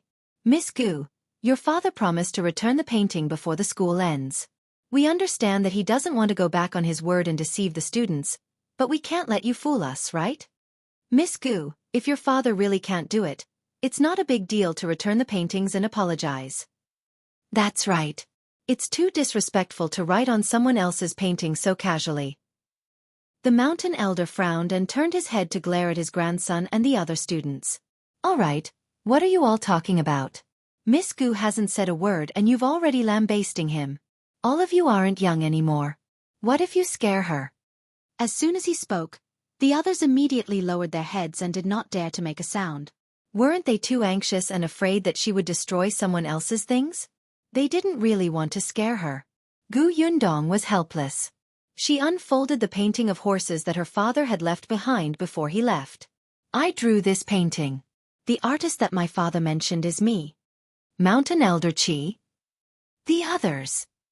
"What are you talking about? The wind's too strong. I don't think I heard you properly." Chapter 611. Cute students. The mountain elder could not help but look at Gu Yundong. Then, he lowered his head and looked at the picture of horses on the table. Then, he continued to look at Gu Yundong and then at the picture of horses. He repeated this several times, but he was still in a daze. The others did the same thing. Gu Yundong wanted to laugh. Thinking about it, it made sense. If it were her, she wouldn't believe it either.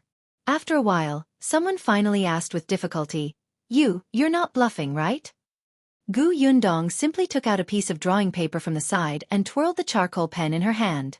Then, she placed it on the paper and started drawing. Her movements were very fast. It was obvious that she was familiar with it, as if she had practiced it thousands of times. Not long after, a simple version of Mountain Elder Qi appeared on the paper. It looked very smooth. The picture of horses was really drawn by me. Gu Yundong emphasized it again and said helplessly, "So my father did not lie to anyone. Now, can I write on the painting?" Everyone was stunned by Gu Yundong's actions.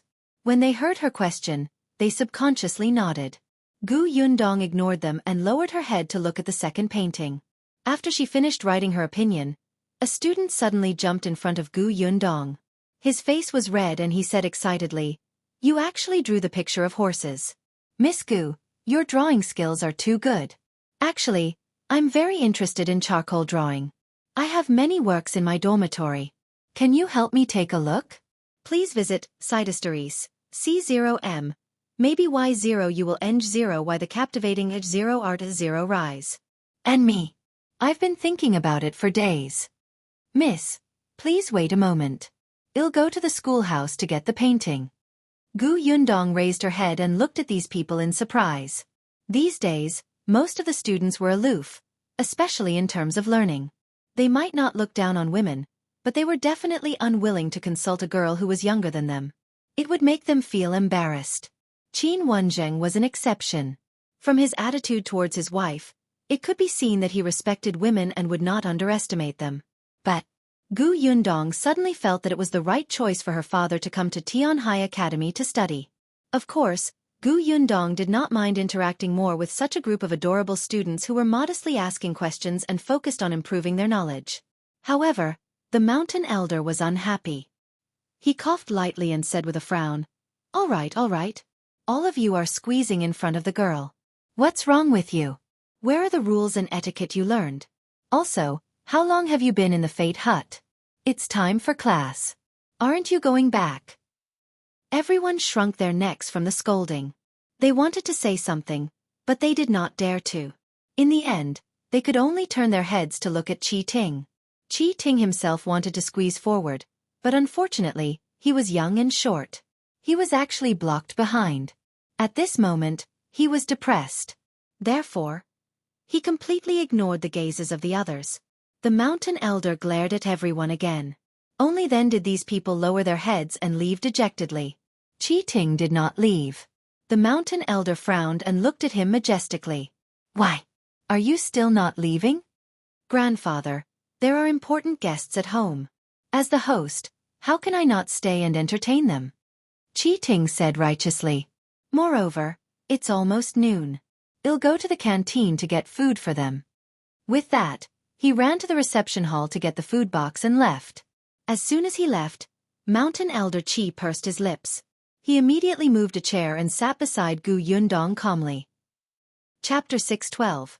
I'm guiding you, Gu Yundong. Where were the rules and etiquette? The Mountain Elder said in all seriousness. I'll just sit at the side. You do your thing and I'll watch mine. Don't worry, I won't make a sound to disturb you. Gu Yundong's hand that was holding the charcoal pen was a little stiff.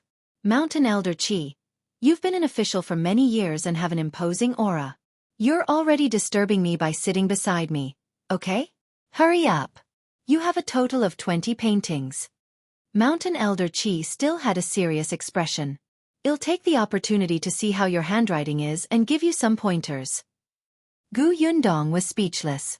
This was the first time she had seen someone stealing skills from others in such a refreshing and refined manner.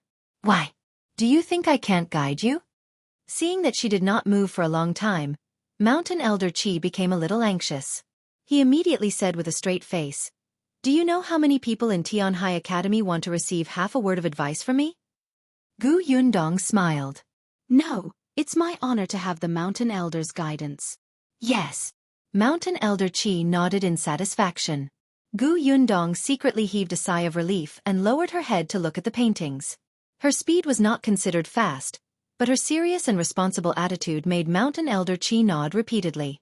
After reviewing one, Gu Yundong carefully placed it aside. Then, Mountain Elder Qi took it over as if he was really looking at her handwriting. As he read, he said, Your handwriting is not bad, but the style is a little strange. That was all he said. Then he began to focus on the painting and read Gu Yundong's comments.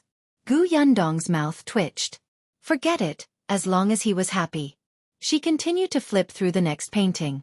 Just as she was about to write, hurried footsteps suddenly came from outside the door. Gu Yundong was stunned for a moment when the mountain elder beside her suddenly stood up. He was a few steps away from the desk, as if it had been someone else who was sitting at the side and looking at the painting. He had just taken 2 steps when Qi Ting came in with a lunchbox. The mountain elder nodded at him. All right, since the food has been brought back, bring Madame Gu and second Miss Gu to the reception hall to eat first. Remember to entertain them well. Qi Ting's hand, which was about to put down the lunchbox, paused. Me? Of course. Aren't you the master? Qi Ting glanced at little Yunka and Madame Yang, who were playing with the puzzle pieces not far away. This puzzle was given to them by Mountain Elder Qi. It was a good toy for children. He glanced at Mountain Elder Qi and Gu Yundong, who did not seem to intend to eat now. He could only accept his fate and call the two of them to the reception hall at the back. The little girl looked at Gu Yundong, who nodded. Go ahead. Eldest sister will wait for father to come back before having lunch. You and mother can go eat first. She was indeed not hungry. It was not time for lunch yet. But Gu Yunka was different. The young lady did not eat much in the morning. Usually, when she was at home, they would prepare some snacks or fruits. When she was hungry, she could fill her stomach. However, she was coming to Tianhai Academy today. The young lady had heard from her brother that she could not eat casually in school, so she did not bring any snacks. In fact, she was already a little hungry. With Gu Yundong's approval, she put down the puzzle and obediently held Madame Yang's hand as she followed behind Qi Ting. Gu Yundong continued to examine the paintings on the table. Qi Ting led them to wash their hands first. Madame Yang and Gu Yunka were quiet. After washing their hands, Madame Yang wiped her hands with a handkerchief. Qi Ting watched from the side. He was about to say that a brat was a brat, who needed someone else to wipe her hands. Who knew that in the next moment, his eyes suddenly widened. Chapter 613. Are you a bear? Qi Ting looked at Madame Yang in a daze. Seeing that her gaze was honest and not at all ashamed of being seen by others when she reached out to let her daughter wash her hands, he finally realized that something was wrong. When the two of them walked to the dining table and Qi Ting took out the food from the food box, he heard Madame Yang's eyes suddenly light up. He quietly said to Gu Yunka, There are dumplings. They're my favorite food. Qi Ting finally confirmed his thoughts. This Madame Yang didn't seem to be a normal person. Previously, he had not noticed Madame Yang. It should be said that once Gu Dajiang entered, Madame Yang and Gu Yundong's presence were extremely low, except for Gu Yunka, who was in his arms and making faces at him. It was only after Gu Yundong and his grandfather had fought back and forth for 2 rounds that he felt that Gu Yundong was actually a lady who hid her strength. But Madame Yang was very quiet. Even when she was playing puzzles with Gu Yunka, she did not make a sound. Therefore, it was only now that he finally realized that Madame Yang was unusual. However, Qi Ting didn't understand. Even though he had read for so many years and wasn't pedantic, he couldn't understand Gu Dajiang's actions. Towards his wife, who might not be smart, Gu Dajiang was able to stay by her side.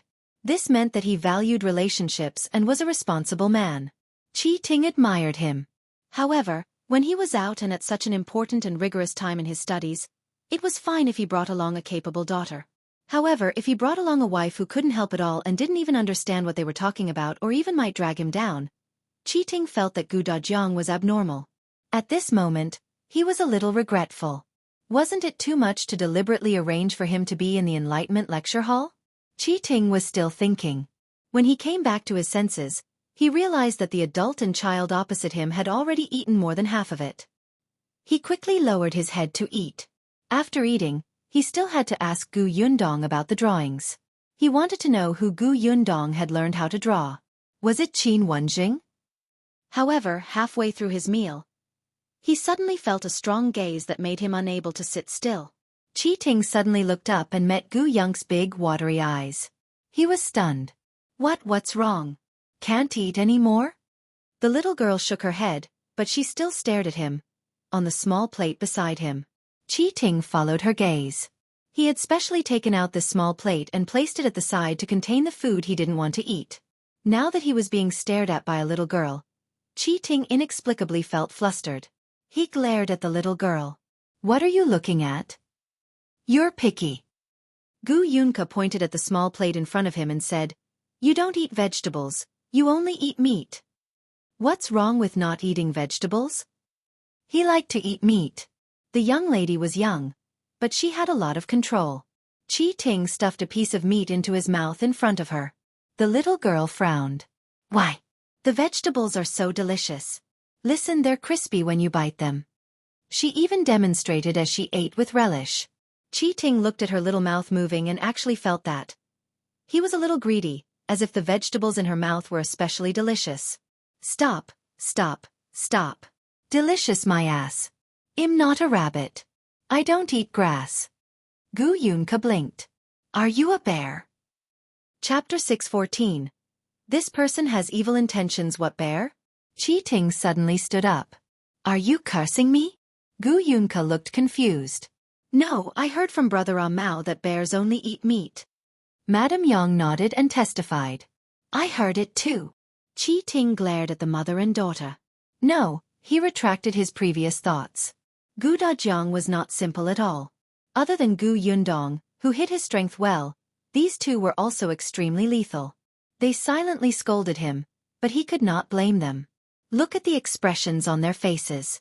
It was as if he had done something wrong. Gu Yunka saw that he seemed to be very angry and quickly went to Madame Yang's ear and whispered, Mother, we seem to have said something wrong. Shoo, let's pretend that we didn't make a sound just now. Let's eat and let him think that it's an illusion. All right, let's pretend that we don't know that he's picky about food. Don't look up and just muddle through. Yes, let's do that. Qi Ting. If you want to whisper, at least lower your voice. I can hear you. I can hear everything you say, all right? However, the two of them had already lowered their heads. Their faces were almost buried in the bowl, not even showing their eyes. Qi Ting was so angry that he laughed. Can you guys pretend any better? But what could he say? Was he really going to argue with a child and a fool? Qi Ting sat on the chair resentfully, having no appetite at all. Seeing that the two of them were still playing with their chopsticks after eating, he almost couldn't help but fall off the chair. However, in the next moment, he could not help but roll his eyes. He suddenly leaned forward and asked softly, Gu Yunka, right? The little girl raised her head. There was still a grain of rice on her tender little face. When Qi Ting saw this, he couldn't help but feel an itch in his hand. He wiped it off with a handkerchief. The little girl was stunned. So he wasn't angry. Fortunately, she was relieved. Hence, she nodded and patted her chest. Yes, my name is Gu Yunka. Can I ask you a few questions? The little girl said generously, Ask me. I'll tell you everything I know. That's right. Her brother had taught her this idiom. Qi Ting was instantly amused. So, you know everything? Yes, I know a lot. The little girl was very proud. Although I'm only 4 years old. Is that so? A glint flashed across Qi Ting's eyes. Then tell me, who did your elder sister learn her drawing skills from? Qin Wenjing? Gu Yunka immediately shrunk her neck. Oh no, she did not know the answer to this question. Moreover, it was about eldest sister. Aunt Ku had said that she could not tell others about eldest sister, especially men. If that happened, eldest sister's reputation would be greatly affected. After thinking for a while, the little girl could only say weakly, Can you change the question? Qi Ting was stunned and pondered for a moment. Perhaps this question was a little difficult for her. Hence, he changed the question. Is your sister very familiar with Qin Wenjing? He actually wanted to know about Qin Wenjing. The young lady was unhappy. Why did he keep asking about big sister? He definitely had ill intentions. So she shook her head decisively. I don't know. Qi Ting was impatient. Seeing this, he was a little annoyed. Didn't you say that you know everything? That's right. Gu Yunka looked as if she was telling the truth. Qi Ting said, All right, then tell me, what do you know? Chapter 6:15. Gu Dajiang's article, I know. You have to add oil before you stir fry. You have to scrape the fish scales. The drumstick meat is delicious. Gu Yunka counted her fingers and said one by one, If there's a fire in the pot, you can't pour water. If you eat too much sugar, you'll have cavities. If you soak dry wood ears in water, don't soak them for too long. In the end, she said in a strong voice, Also, you can't be picky about food. Humph. Qi Ting gritted his teeth. He suddenly wanted to grab this little girl's pink little face and pinch her flesh to see what else she could say. Controlling his restless hand, Qi Ting snorted coldly. No matter what, it's still food. Other than eating, what else do you know? The young lad's face flushed red. What was wrong with her knowing about food? That was already very impressive.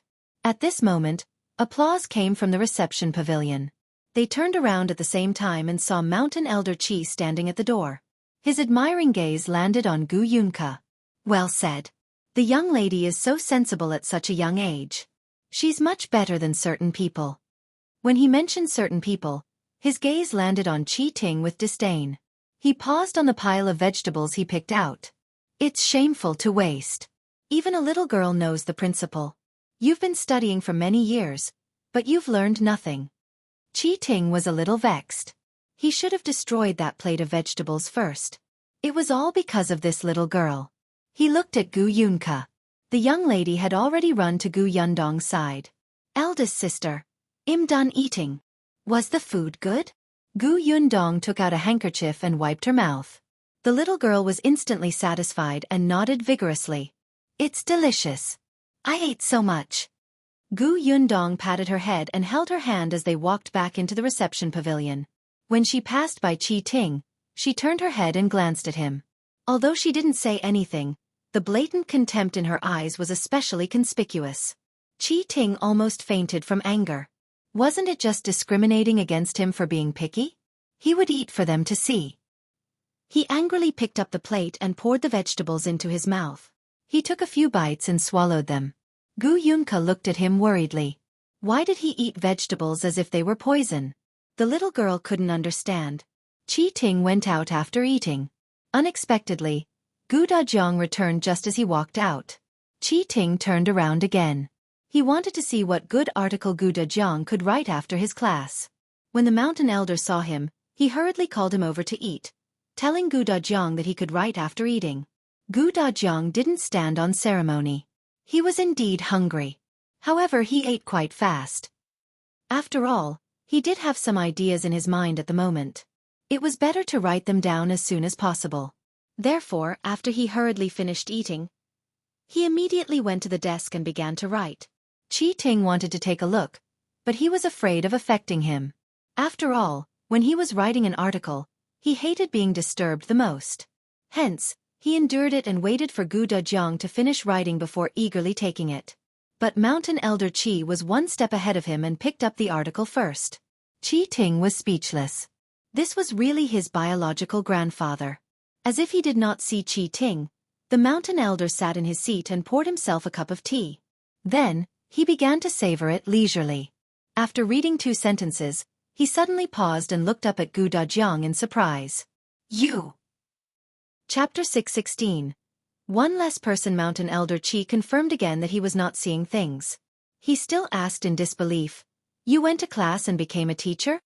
Gu Dajiang was indeed brought to the Enlightenment Lecture Hall. He was tall and not young. The table in the Enlightenment Lecture Hall was a little low. Gu Dajiang sat at the back, making the other students curious.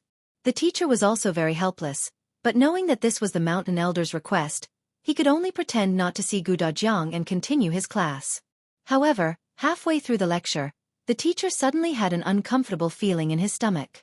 He could only temporarily assign the students the task of reading books and leave the lecture hall. As soon as he left, the children who were still young and naughty immediately started buzzing. There were also a few mischievous children who ran to Gu Dajiang's side and surrounded him to ask questions. Gu Dajiang saw that this wouldn't do. Coincidentally, he knew the knowledge of the preparation class. Furthermore, he realized that this teacher's lectures were a little boring. Perhaps it was fine to teach older students, but it was quite tortuous for these children who couldn't sit still. Gu Dajiang happened to be a very patient person with children. Whether it was Gu Yundong or Gu Yunshu, he had taught them at home. He was experienced. Moreover, ever since Yunshu went to school, he would come back every day and talk about the school and the interesting things he did with Yuanji.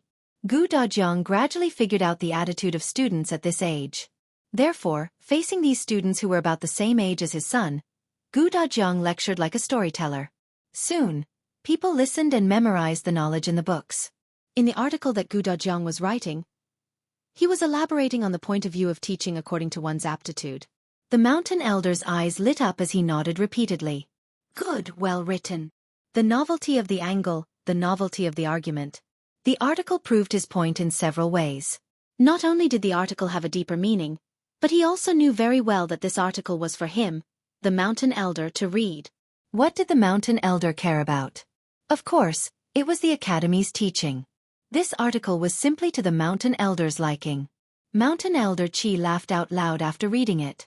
He stood up and patted Gu Dajiang's shoulder. You completed all 3 questions, and you completed them very well. Gu Dajiang, welcome to the Tianhai Academy. From tomorrow onwards, you can come to the academy to study. Gu Dajiang's eyes lit up as he finally heaved a sigh of relief. Thank you, Mountain Elder. Mountain Elder Qi was very happy. Qin Wenjing had indeed introduced him to a good student. Even if Gu Dajiang did not obtain a good ranking in the imperial examination in the future, he was destined to be a talent. He put away the article and walked to the side to write a letter for him. When you come tomorrow, bring this post to Supervisor He. He will arrange everything. Thank you, Mountain Elder. Gu Dajiang received it cautiously, feeling delighted. As for these 20 paintings, just leave them here for now. I'll get someone to return them to those students before school ends. Yes, Gu Dajiang naturally agreed. When he looked up, he saw that Mountain Elder Qi looked a little tired. He knew that the man had been busy for half a day, so he immediately bade him farewell. The Mountain Elder nodded and asked Qi Ting to send him out of the academy. Although Qi Ting was choked by the Gu family several times, he admired them at the same time and did not refuse. Moreover, as he walked towards the entrance, he explained some things about the academy to him. Gu Dajiang was grateful. Qi Ting was a little smug, and his pace could not help but slow down. Who knew that even so, when he turned around by chance, he still realized that someone was missing behind him. Chapter 617. Don't be strange. Qi Ting was dumbfounded. Wasn't there only one road here? How could someone get lost after taking a turn? Gu Dajiang also realized that his daughter was missing. He and Qi Ting looked at each other. Just as he was about to turn around and look for her, he heard a familiar voice coming from the corner. They went back and saw Gu Yundong standing there talking to someone. Sir, how much have you stuck? Just as he turned around, Qi Ting happened to hear this. He looked at the old man standing opposite Gu Yundong. Judging from his attire, he should be working in Tianhai Academy. Then, he looked at the net and bamboo pole in his hand. He immediately understood that this guy was specially hired by the academy to get rid of the cicadas in the summer. In the summer, cicadas chirped non-stop. There were often students who were so annoyed that they could not calm down to study. Actually, this was not a big deal. If the students could not even overcome this small noise, how could they participate in the imperial examination in the future? However, there were many rich young masters in the academy. They did not want to hear the sound of cicadas. They could not study in such a noisy environment. Therefore, they found someone to capture these cicadas. The Mountain Elder did not care. As long as the people who entered the academy were clean and there were no more than 5 of them, they could catch the cicadas if they wanted to. Without the chirping of the cicadas, he could also take a comfortable afternoon nap. At this moment, Gu Yundong was talking to the old man. The net in the old man's hand was heavy. When he heard this, he chuckled and said, I've stuck quite a lot. Why are you interested in them? Can you let me take a look? Gu Yundong wanted to reach out to take it. The old man quickly stepped back. Miss, don't. They're dark and scary and all squeezed together. I'm not afraid of that. Gu Yundong did not force him. She retracted her hand and said, I want to buy this net of cicadas. I wonder if it's possible? This time, not only was the old man shocked, but even Qi Ting was shocked. He looked at the girl in front of him who was 3 years older than him and did not know what to say. She bought a bag of cicadas out of the blue. Was there something wrong with her brain? The old man took a while to react. Miss, are you really going to buy this? Yes. How much? The old man was stunned for a moment before he quickly shook his head. No money, no money. If Miss wants it, feel free to take it. What kind of hobby was this? That won't do. You worked hard for half a day. Gu Yundong took out 50 copper coins and gave it to him. Besides, you have to give me this net. Gu Yundong paid and took the cicadas before calling the others to leave.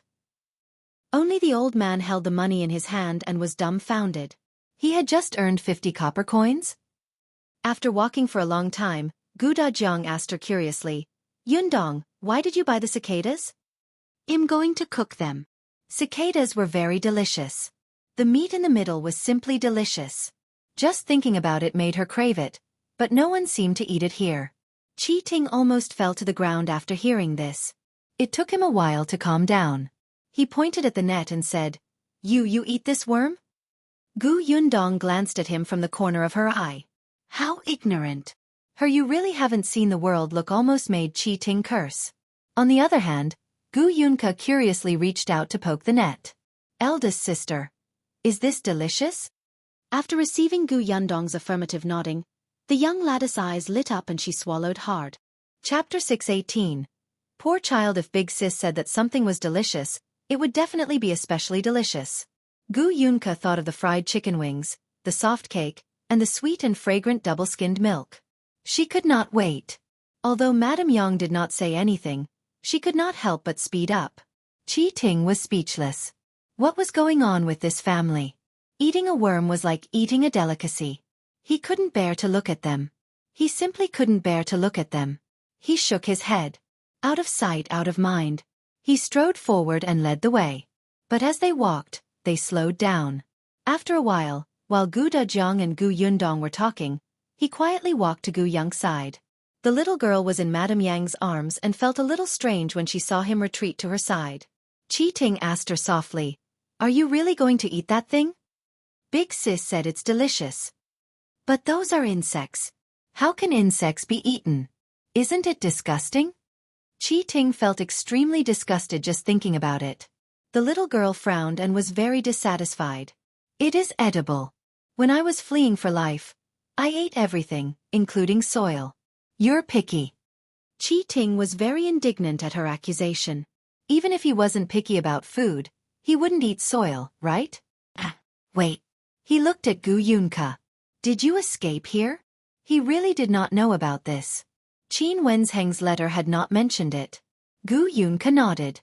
When I fled, I was so scared. I had nothing to eat or drink. Qi Ting immediately stopped talking. Although he had not personally experienced that disaster, he had heard a lot. Last year, when he walked on the streets, he could see many emaciated refugees in ragged clothes. The desire in their eyes could scare him. Thinking about how this chubby little girl in front of him was only 4 years old. She probably couldn't even walk steadily last year. No wonder she wasn't picky about anything now. As long as it was edible, it didn't matter if it was insects or grass. It could be seen that she had suffered a lot. Qi Ting touched her little head with sympathy. The little girl blinked. What was going on? Qi Ting sighed and suddenly turned around to run. Gu Yunke was speechless. Did she say anything just now? Gu Dajiang and Gu Yundong turned around when they heard the commotion behind them. They were confused. However, forget it. Even without Qi Ting, they could still find a way out. The family of 4 quickly walked out of the academy's door and stood in front of the 2 stone walls engraved with people's names. Gu Dajiang felt completely different now. From now on, he would be a student of this academy. When he saw these names, he felt honored. Xuerong led the carriage over. Gu Yundong was about to walk forward when he heard a wheezing sound behind him. The few of them turned around and saw that Qi Ting, who had suddenly left, had returned. He seemed to be running too fast. At this moment, his head was covered in sweat, and the student robe on his body was crooked. He looked a little disheveled. Qi Ting seemed to be carrying something in his arms. He ran forward and immediately stuffed it into Gu Yunke's arms. The little girl looked down. Eh? Qi Ting coughed lightly. All right, this is for you. This is canned food. There's only one restaurant in our prefectural city where you can buy it. The taste elsewhere is not authentic. It's very rare. Take it back and eat it slowly. He wanted to say that she shouldn't eat the cicadas, but after thinking about it, he decided not to. Gu Yunke looked at the canned food in her arms and then looked up at him. Chapter 619. Buying a house in the prefectural city. After a while, Gu Yunke got off Madame Yang's arms and got into the carriage with the canned food. Qi Ting looked at the little girl's hurried pace and felt a little upset. Why didn't you even thank me? This is the only can I have. You're heartless. Gu Yunke had already let Xuerong help her up the carriage. She took out 2 cans from the cabinet inside and was carried down by Xuerong. She ran back to Qi Ting and handed him the cans. Here. Qi Ting looked at the 2 cans in his hand in a daze and heard the little girl's crisp voice. I have a lot of cans. If you want them, come and buy them in the future. These 2 cans are for you. You'll have to pay in the future. After giving her instructions carefully, she waved her hand. I'm leaving. Goodbye. The young lady ran back and was helped into the carriage by Shui Rong.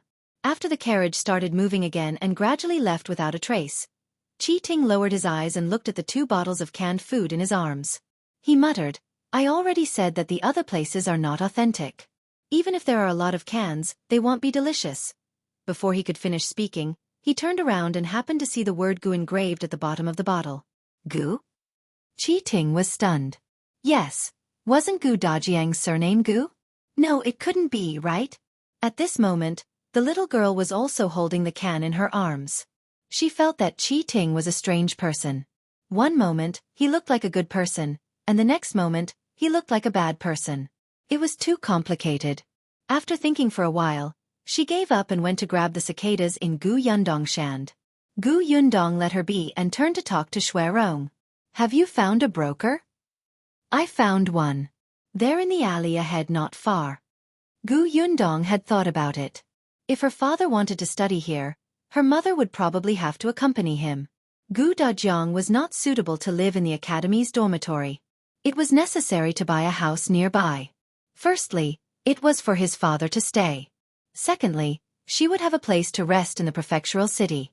Therefore, before their family entered the academy to meet Mountain Elder Qi, Gu Yundong had asked Shui Rong to look for a nearby broker. Not long after, the carriage stopped at the entrance of an alley.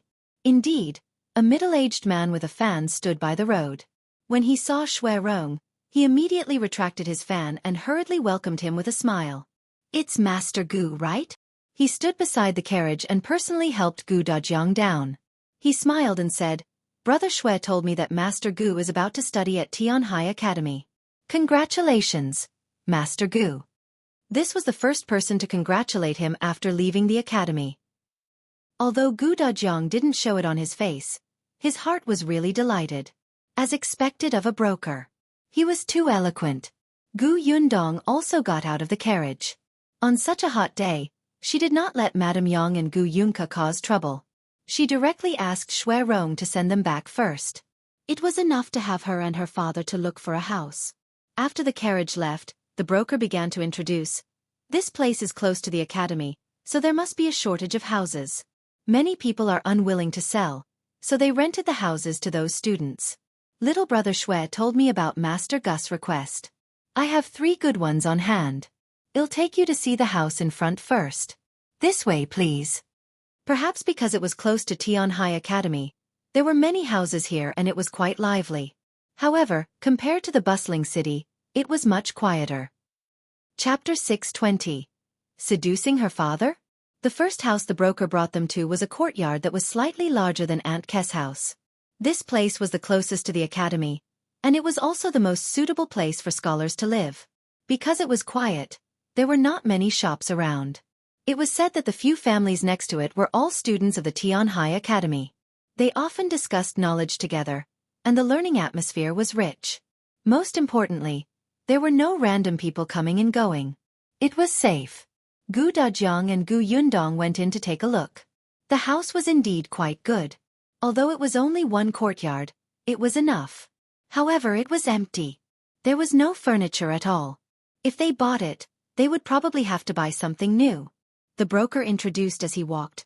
This house is still considered new. The original owner just moved out yesterday. If you had come 2 days earlier, I'm afraid they wouldn't have been able to vacate it. As he spoke, he checked their reactions. Gu Yundong did not say anything, and Gu Dajiang did not show any expression. After looking around, the 3 of them came out. The broker led them to the second house. The second house was a little further away, but the road outside the gate was very wide. It was not a problem for 2 carriages to travel side by side. There were some grocery stores around that sold daily stuff. They were not big, but they were very convenient and not noisy. When Gu Dajiang and Gu Yundong reached the door, they liked this environment. Moreover, this house seemed to be new. It should have been renovated not long ago. The broker took the key and opened the door. Gu Yundong was about to walk forward when he saw the neighbor's door open and a woman walk out. She was slightly stunned when she saw Gu Yundong and his daughter standing at the door. The broker was already calling them over. "Master Gu, Miss Gu, come in and take a look." Gu Yundong and his father entered the main gate and saw a persimmon tree planted in the courtyard. The tree was probably quite old and its branches had already reached the next door. It looked rather comfortable. The courtyard was quite big. Although there was no furniture, there were many rooms, and the study, kitchen, and guest rooms were clearly divided. The broker brought them around, but he still could not see any satisfaction or dissatisfaction on their faces. He immediately sighed inwardly. This courtyard was the best among the three families. The house was big and new, and the location was good. Of course, the price was naturally the most expensive. However, the Gu family had yet to ask for the price. They could discuss it slowly. "Let's go to the next house." Gu Yundong planned to check all of them before deciding. It was necessary to compare the goods. The broker acknowledged the order and led them out. Once the door was locked, he led Gu Yundong and her father to the third house. Unexpectedly, when they walked to the room next door, the woman they had seen previously also came out. She nodded slightly at them and left with her head lowered. The broker walked in front and didn't notice. Gu Dajiang seemed to be considering the advantages and disadvantages of the two houses. Only Gu Yundong keenly noticed that the woman had secretly winked at her father. Damn it! They had only met once and this woman was already trying to seduce her father? Gu Yundong's face instantly darkened. She turned back to look at the second family and instantly ruled out this option. What a joke! After buying the house, her father would spend most of his time in the academy. Her mother would live in this house. If this woman had feelings for her father, wouldn't she find an opportunity to bully her mother? Madame Yang was not very vigilant against people. Chapter 621. Decided. Gu Yundong shivered and quickened his pace. The broker took them to the third house. This one had 2 courtyards. It was smaller than the previous one, but it was not bad. There were also shops around. There was a little noise, but it was very convenient to travel. What satisfied Gu Yundong the most was that there was a well about 10 meters away from the house. It was very convenient to get water. There was a river just beyond the end of the alley behind the house. It was also convenient to wash clothes. This place was very suitable for living, but it was not suitable for studying. Gu Yundong walked to Gu Dajiang's side and asked him softly, "Father, which of these 3 houses do you think is the best?" She thought that Gu Dajiang would choose the first school. The atmosphere there was the most intense. Unexpectedly, he pointed here and said, "This house is the best. It's neither big nor small, and it's convenient to go out. If your mother wants to go shopping later, there's no need to go far away. If your mother wants to talk, there's no need to suppress her voice. Also, this courtyard can grow flowers for your mother." What Gu Dajiang didn't say was that Madame Yang used to like to plant flowers, but when she was in the Gu family, conditions didn't allow it. Later, when they arrived at Yongfu village, Gu Yundong did not know that she had such a hobby. She only saw her mother sometimes holding a kettle and watering the fruits and vegetables in the courtyard. Gu Yundong was speechless when she heard Gu Dajiang's reasons. She paused and asked hesitantly, "Father, don't you think that the noise will affect your studies?" Gu Dajiang was stunned. He laughed and said, "The noise? You think this is noise? In the past, it was noisy in Gu village. When I was an accountant, there were countless customers coming and going in that restaurant. They kept talking every now and then. Yet, I was still able to read books, right?" Gu Yundong slapped her forehead. Yes, her father had never been afraid of noise. He had long developed a bronze skin and iron bones. Moreover, this was a house with 2 courtyards. He would be reading in the study at the back and there was almost no sound. "This one, then?" Gu Dajiang nodded. Seeing that they were whispering, the broker did not disturb them. Seeing that they were almost done with their discussion, he smiled and asked, "Master Gu, Miss Gu, have you thought about it? Do you like any of the 3 houses? If not, you have to find a place further away from the academy, or you can rent a house. However, it's always inconvenient to rent a house. The main reason is that if the owner suddenly don't want to rent the house anymore, it's very troublesome to find another house." Gu Yundong nodded. "What's the price of these 3 houses?" The broker knew that there was a chance when he heard that. He quickly said, "The first house is close to the academy. Although it's only one courtyard, it still costs 1,200 taels. The second house is big and it's a two-courtyard house. Moreover, it has just been renovated and costs 1,700 taels of silver. As for the third house, it's also a two-courtyard house, but it's a little small. It costs 1,500 taels of silver." Gu Dajiang was shocked. So expensive? This was almost comparable to the property prices in the capital, right? Gu Yundong also frowned, but she was more or less confident. This was the prefectural city, and weren't the houses here equivalent to school district houses? Modern school district houses were expensive, and ancient school district houses were not inferior. Moreover, Tianhai Academy had been here for 100 years. Didn't the houses around here get more expensive every year? Besides, as long as there was a top scholar or even an honorable scholar in the academy, the surroundings would be said to be a good place for outstanding people. 1,500 taels. Gu Yundong heaved a sigh of relief and asked the broker to find the owner. Chapter 622. Auntie's Disdain. The owner lived not far away. When he heard that someone wanted to buy the house, he immediately rushed over. Gu Dajiang bargained with him, but the owner was very tight-lipped and refused to let go. "Master Gu, you also know that the houses here are at this price. It's not that I don't want to give you a discount, but we can't ruin the market, right? Besides, my house is indeed worth this price. To be honest, if it weren't for the fact that I'm a little tight on money recently, I really wouldn't have sold this house." Gu Yundong frowned. The weather was very hot, and she really did not have the patience to bargain. In the end, both sides took a step back and agreed on 1,400 taels. After buying the house, Gu Yundong followed Gu Dajiang back to Auntie's house. Auntie's house had already been tidied up. As soon as Gu Yundong entered, she saw Madame Yang, Tong Shui Tao, and Gu Yunka squatting in the courtyard, dealing with the cicadas. Gu Yundong was speechless. When she was in the carriage, she had told the young lady how to prepare this thing, but she did not expect her to really do it as soon as they returned home. It seemed that it was almost done. Only Auntie stood in the room with a look of disdain and refused to approach. Gu Yundong squatted down and took a look at the cicadas that Gu Yunka had handled. Yes, very good. She took off their wings and removed their heads and tails, leaving only a little bit of meat the size of a thumbnail. It was quite clean. The little girl looked up as if she was asking for praise. "Big sister, did I do the right thing?" "That's right. You're smart." The little girl immediately smiled in satisfaction. She turned around and worked even harder to prepare the rest of the cicadas. Gu Yundong grabbed her hand and looked at it. The cicada's feet had small barbs. Gu Yunk's tender little fingers could easily be broken, but she was not afraid. Looking at her tender hands, they were all red. But when she met her expectant gaze, Gu Yundong could only smile helplessly and tap her forehead. "All right, wash those first. Eldest sister will cook them." The cicadas would only taste good if they were stir-fried.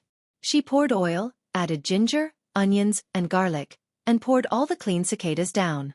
There was a tearing sound, and the sound was pleasant to the ears. After a while, the fragrance exploded and instantly filled the entire kitchen. When Xiao Qingyuan and the others entered, the fragrance instantly entered their noses. Zhu followed the fragrance to the kitchen and was stunned when he saw the black cicadas. "What is this? Meat?" Gu Yundong smiled. Zhu stopped asking. No matter what meat it was, it smelled delicious. Therefore, when the two large plates of cicadas were served, Zhu couldn't wait to pick one up and stuff it into its mouth. Gu Yundong reminded him, "Remove the outer shell." Zhu hurriedly bit it open and dug out the meat inside. His eyes instantly widened. "Delicious. What kind of meat is this? I've never eaten it before. It's too delicious." Aunt Ku, who was at the side, said coldly, "That's cicada meat. It's the meat of the cicadas that are always so noisy on the tree. Worms." Zhu was stunned. Zhu also looked at the two plates of black things in surprise. Zhang Gang almost dropped his chopsticks. Xiao Qingyuan didn't mind. He had actually eaten it before, but in the past, he had always roasted it and eaten it without cutting off the ends. Therefore, he always felt that it had a bitter taste. So cicadas could only be partly eaten? He had learned something new. He quickly ate without any burden and even praised Gu Yundong. "It's delicious. Then, Zhu, Shu, and Zhang Gang quickly reached their chopsticks into the plates. Chapter 623. Check the shop on the other side. Gu Yunke had already peeled off a pile of shells on the table. Tong Shui Tao knew what this was. Although she was a little hesitant at first, ever since the fragrance wafted into her nose, she no longer had any thoughts. She quickly ate. The Gu family did not say anything. They did not think so before, but now they realized that there seemed to be a lot of people, but too few cicadas. Aunt Ko had always despised it.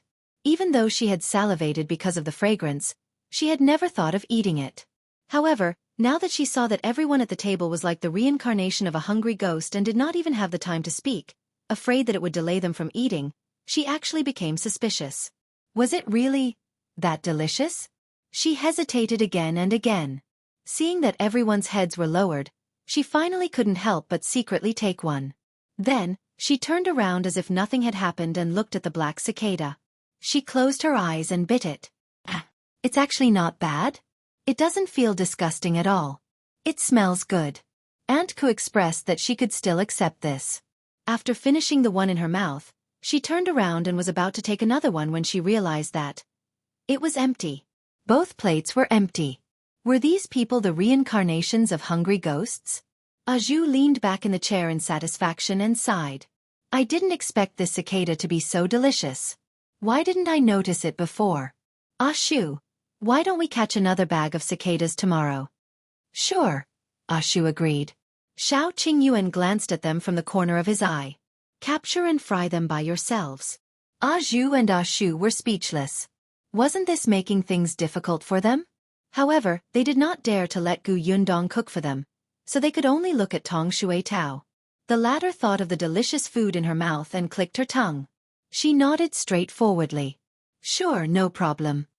Only then was Xiao Qingyuan satisfied. He asked about the situation at Tianhai Academy today. Everyone was very happy to know that Gu Dajiang had passed Mountain Elder Cheese assessment and could report to the academy tomorrow. Xiao Qingyuan was also progressing smoothly. The shop assistant called Laishi brought us to see 5 shops. I bought 2 that are quite close. One will be Gus, and the other will be a pharmacy in the future. Do you want to take a look tomorrow? Xiao Qingyuan wanted to buy 2 adjacent shops, but it was too difficult. He could only find 2 close ones. The pharmacy was not in a hurry. The county's pharmacy had just started on the track. It was not easy to buy medicinal herbs, especially when they had to find a shopkeeper who knew medicine. Therefore they had to be steady and not be in a hurry. I'll go take a look. Gu Yundong was still a little surprised. He did not expect it to be decided in a day. She turned to look at Gu Dajiang. Father, is it okay for you to go to the academy tomorrow? Gu Dajiang had just taken a sip of water when he almost choked as he heard this. He looked at his daughter with a complicated expression. Yundong, I'm not a child anymore. I'm already in my 30s. I can even go to the capital alone, let alone the academy. Gu Yundong laughed dryly before realizing that Gu Dajiang was not Madame Yang or Yunshu or Yunka. Then I'll go look at the shops tomorrow. Gu Dajiang waved his hand. Go. Go do your work. Hence, the next day, Gu Yundong, Xiao Qingyuan, Zhang Gang, and the others went to the shops. Gu Dajiang and Shui Rong went to the academy, while the others went to the house they had bought yesterday to tidy up the courtyard. Chapter 624. Who are you? The shop that Xiao Qingyuan had bought was not in the center of the prefecture capital, but it was still a prosperous area. The road in front of the shop was very wide, and there were many people coming and going. The shop was a 2-story building with a small courtyard at the back. The courtyard was not big, but it was enough to accommodate people. Gu Yundong walked around the shop and was very satisfied. Seeing this, Xiao Qingyuan couldn't help but laugh and say, this shop used to be a bookstore. The owner was a scholar who only read books. He wasn't good at managing the bookstore left behind by his father, so he handed it over to the original shopkeeper. Unfortunately, the shopkeeper was a greedy person. Not only did he sell inferior goods, but he also secretly embezzled a lot of money from the shop. Not long ago, a scholar did not receive the remuneration he deserved after copying books for the bookstore. He could not help but shout in the academy, allowing the owner to know about it. Only then did the owner start to investigate the shop. The result almost made him faint from anger. Not only did the shop suffer a huge loss, but it also owed a lot of foreign debt. He immediately sent the shopkeeper to the government and got back a portion of the money, but there was still a huge debt that he could not fill. Scholars cared about their reputation the most, especially since the bookstore owed many students money for their hard work. He had no choice but to sell the shop. Gu Yundong sighed and sympathized with the scholar. However, she quickly threw it aside and began to think about how to renovate the shop in front of him. "Why don't we get Uncle Feng to come over?" Xiao Qingyuan suggested. "He has worked in the prefectural city before. He knows people here. We won't have to worry about not having any connections." Gu Yundong's eyes lit up. Sure. She had a good impression of Feng Danning. Uncle Feng was the one who helped renovate Gus previously. Now, Uncle Feng had a lot of work to do. He already had a mature workforce under him, but most of the work he took on was from the nearby villages. Occasionally, people from the town and county would look for him. But Gu Yundong knew that Uncle Feng was also ambitious and naturally hoped to go further and higher. The renovation of the shop did not require many people. Uncle Feng only needed to bring 2 helpers. Tomorrow morning, I'll get a shoe to go back quickly and bring Uncle Feng over. Sure. Gu Yundong thought that tonight, she would have to make a renovation plan according to the structure of this shop. Just as the two of them were chatting, a few voices suddenly came from outside. Gu Yundong and Xiao Qingyuan looked at each other and walked into the shop. As soon as they came out, they saw a familiar middle-aged man striding in and glaring at them with an unfriendly expression. "It's you." Gu Yundong was stunned for a moment. Then, she suddenly remembered. Wasn't this middle-aged man the person she saw at Jinxiu restaurant the day before yesterday who wanted to reserve a private room? According to the shop assistant Lai Shi, he was the steward of the Zhou family? Steward Zhou was furious. He looked at Gu Yundong and the other two and sneered. "Did you buy this shop?" Gu Yundong frowned. She had always been friendly to friendly people. She ignored people who seemed to have eyes on their heads. Therefore, after glancing at the middle-aged man, she turned back to her shop.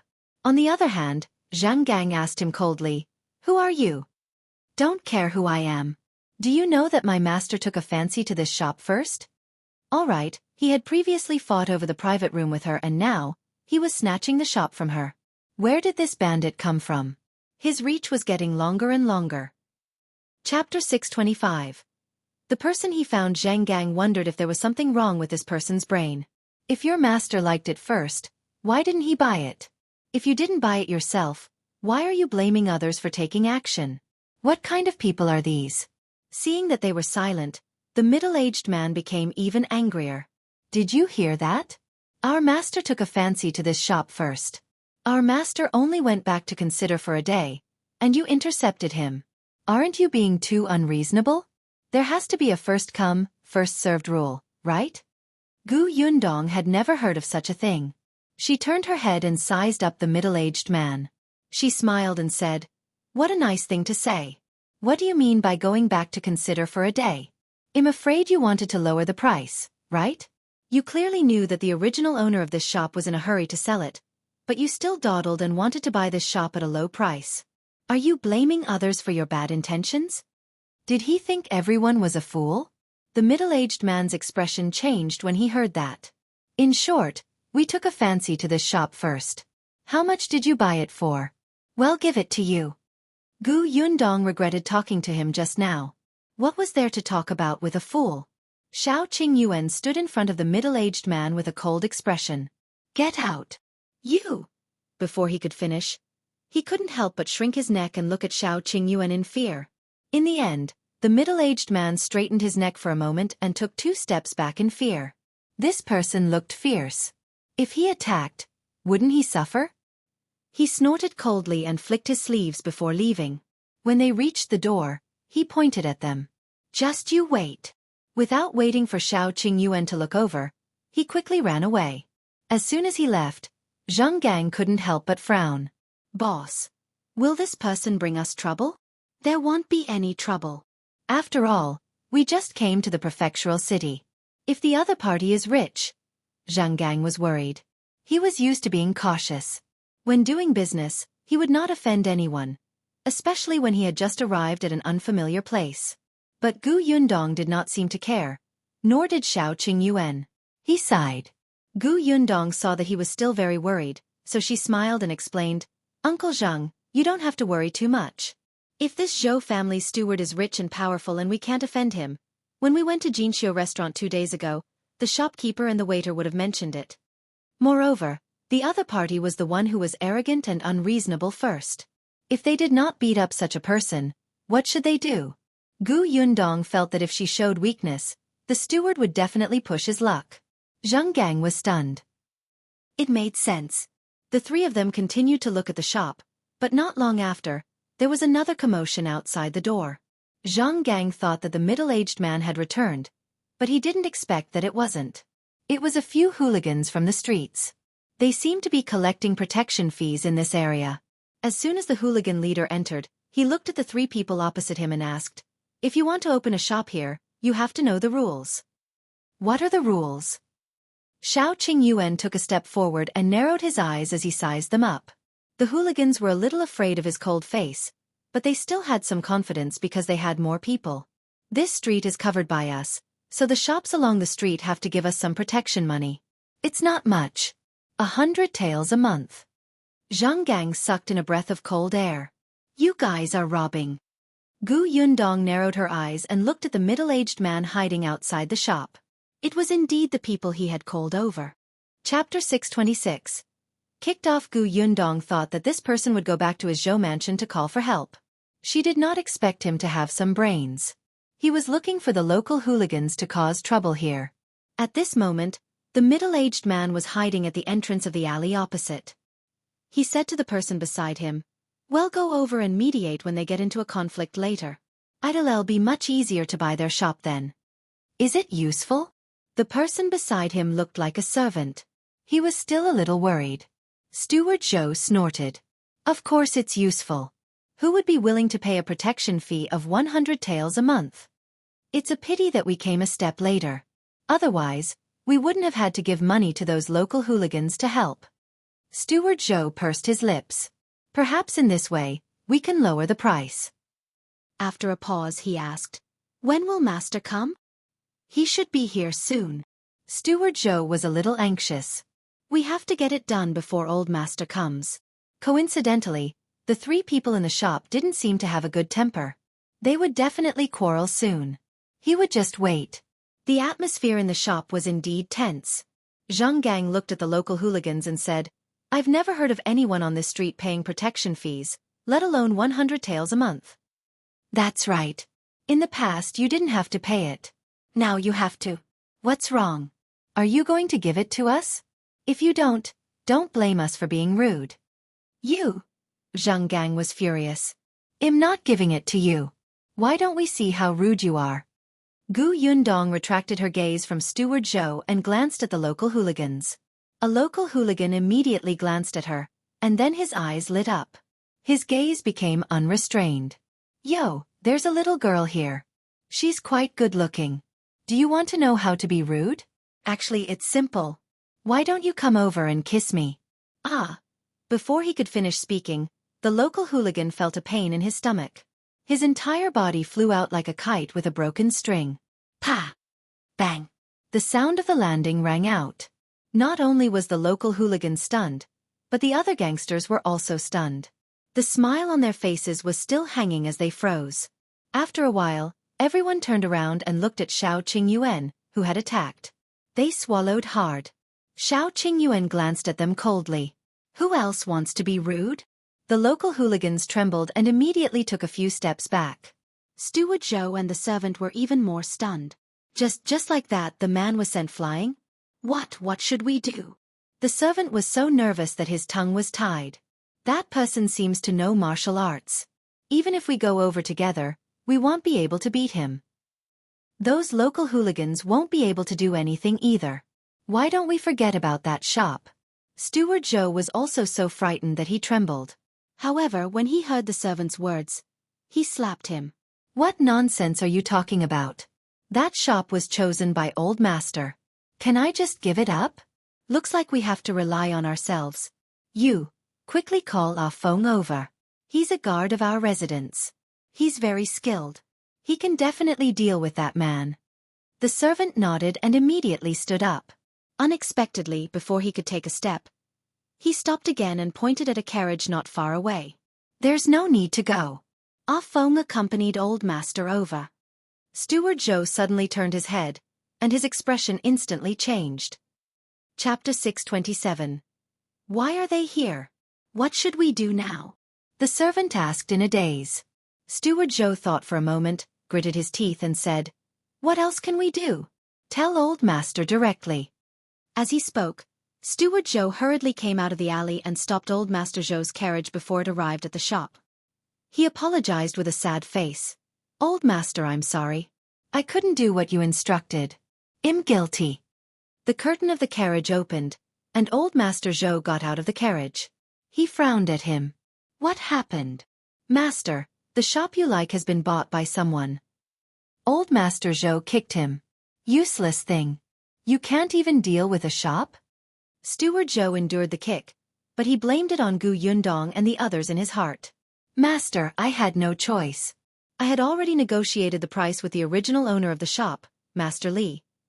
Master Li was waiting for me to tell Master, so that he could transfer the ownership of the shop after I gave the money. I didn't expect. As he spoke, he sobbed. I didn't expect 3 people to suddenly come and insist on buying that shop.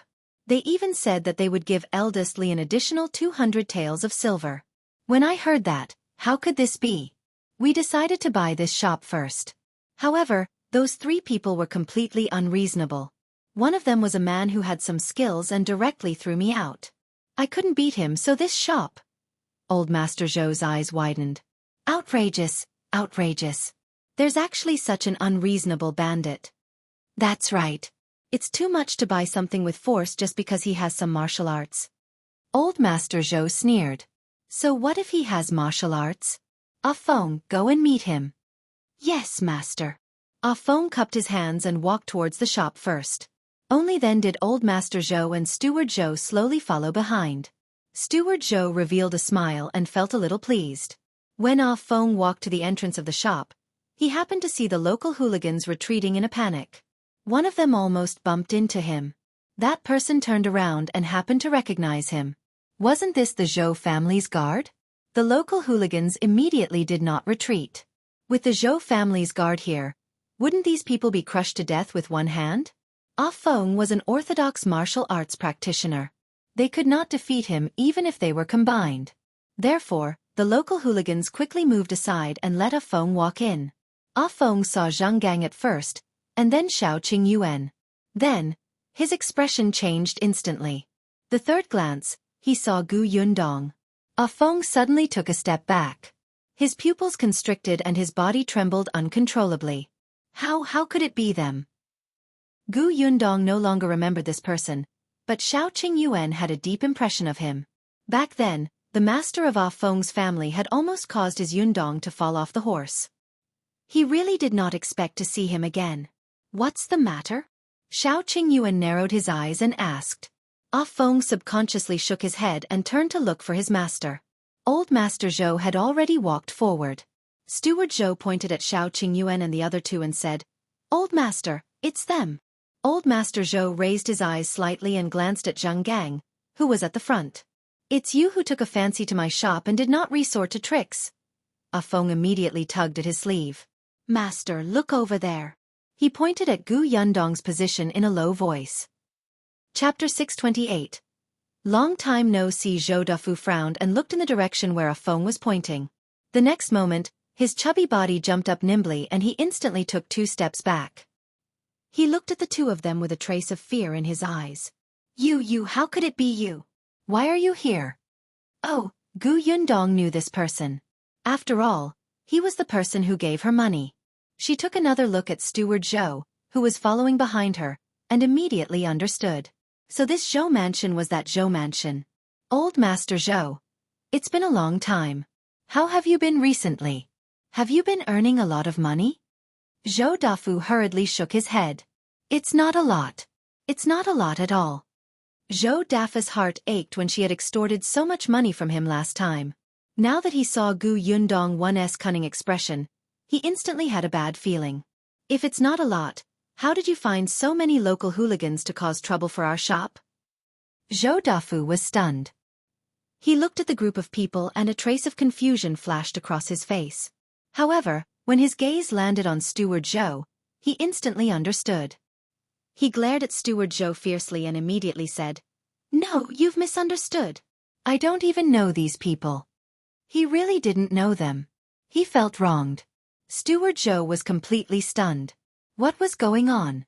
Did Old Master know these people? And they seemed to be very afraid. He looked at Ah Feng again. The latter did not even dare to take a step forward. Wait, where did these people come from? Steward Zhou felt a little uneasy. Gu Yundong smiled. So you don't know him? I thought that Old Master Zhou had taken a fancy to the shop and deliberately found someone to sabotage it. They even asked us for 100 taels of silver a month for protection. When I heard this just now, I was so frightened that I trembled. I would be having nightmares at night. Please stop having nightmares. If you continue, you'll have nightmares later. The corners of Zhou Dafu's mouth twitched. He shook his head firmly. I really don't know them. Those people are simply outrageous. They don't do proper business all day long and specialize in extortion. Miss, don't worry. We're all acquaintances. I'll help you deal with these people. Gu Yundong nodded. All right, then I'll have to trouble Old Master Zhou. It's no trouble. I'll take her away now. After saying that, he gave Ah Feng a look. Without waiting for Gu Yundong to say anything, he quickly turned around and left in a hurry. Gu Yundong looked at his back speechlessly. Why was he in such a hurry? She had not even mentioned the issue of compensation.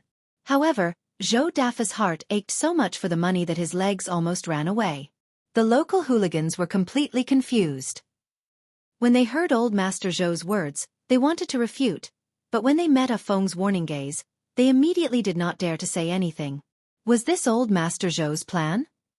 Hence, after walking far away from the shop, the local hooligan leader, who had already recovered from the beating, asked, Old Master Zhou, what does this mean? Zhou Dafu glanced at them. These people were not worth his time at all. He directly handed them over to Ah Feng to deal with. He only turned around and looked at Steward Zhou. Then, he kicked him hard in the stomach, causing him to fall to the ground. You bastard! Why don't you telling me the truth? Steward Zhou was shocked and quickly got up. His face was pale and he did not dare to have any other thoughts. He told him everything in detail. After hearing this, Zhou Dafu's expression turned even worse. He kicked him again. After Ah Feng sent the local hooligans away, Zhou Dafu said with a dark expression, Go and find out the background of this man and woman. Chapter 629. Different reactions. Zhou Dafu did not expect to see Gu Yundong and Xiao Qingyuan here. The last time they met was on the road from Yongning Prefecture to Wanqing Prefecture. At that time, he thought that they were from Wanqing Prefecture. He did not expect them to open a shop in Tianhai Prefecture. At the thought that he was about to be extorted by the two of them again, Zhou Dafu felt extremely unhappy. He turned around and kicked Steward Zhou hard again. Take care of those local hooligans yourself. Also, I'll punish you with half a year's worth of salary. If there's a next time, I'll sell you off. This old servant doesn't dare. Steward Zhou laughed bitterly in his heart. He didn't dare to ask what was going on with those people. He only knew that he had kicked an iron plate. Not only did he not get anything good, but he also had to lose a large sum of money. Zhou Dafu looked up in the direction of the shop again and cursed his bad luck. He called Ah Feng to turn around and return to the residence. When the few people in the shop saw that their backs had completely disappeared, they turned around and continued discussing. However, at the same time, after a few people watched the commotion outside the door, they turned around and returned to the shops next door.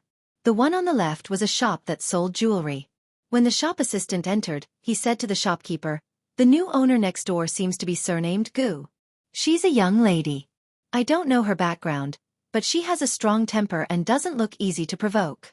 One of the men is quite skilled. Even Ah Feng from the Zhou mansion is afraid of him. I guess he has suffered before. On the right was a ready-made clothing store. The shop assistant also told the shopkeeper what he had just seen. Even Zhou Dafu is afraid of the owner of the shop next door. I reckon that the girl surnamed Gu has a strong backing.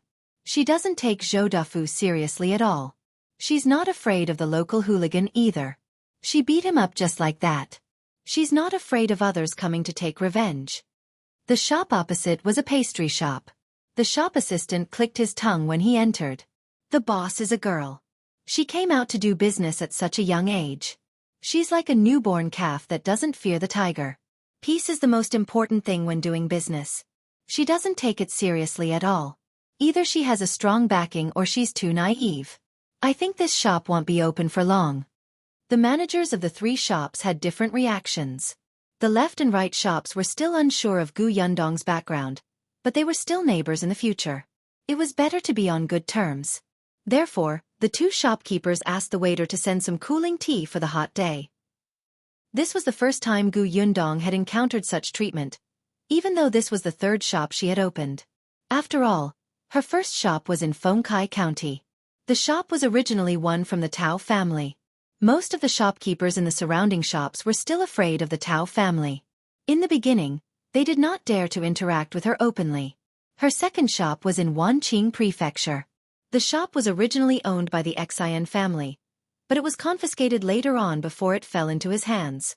The shopkeepers in the surrounding shops didn't dare to ask around for fear of getting into trouble. As a result, Gu Yundong was stunned when she saw the 2 waiters coming in with friendly attitudes to greet her and deliver tea. Zhang Gang, on the other hand, accepted it politely and chatted with them happily. After they left, Zhang Gang said, "I just asked around." The 2 shop assistants said that Zhou Dafu hasn't been in the prefectural city for long and has a certain amount of wealth, but there's no need to be too afraid of him. He had a rich family background, but his foundation was not stable. The truly rich and powerful people in the Tianhai prefecture probably did not take him seriously. Gu Yundong nodded. The shop has just opened. Brother Xiao and I will still stay in the prefectural city. We're not afraid of them finding trouble again. But shouldn't we hire an assistant first?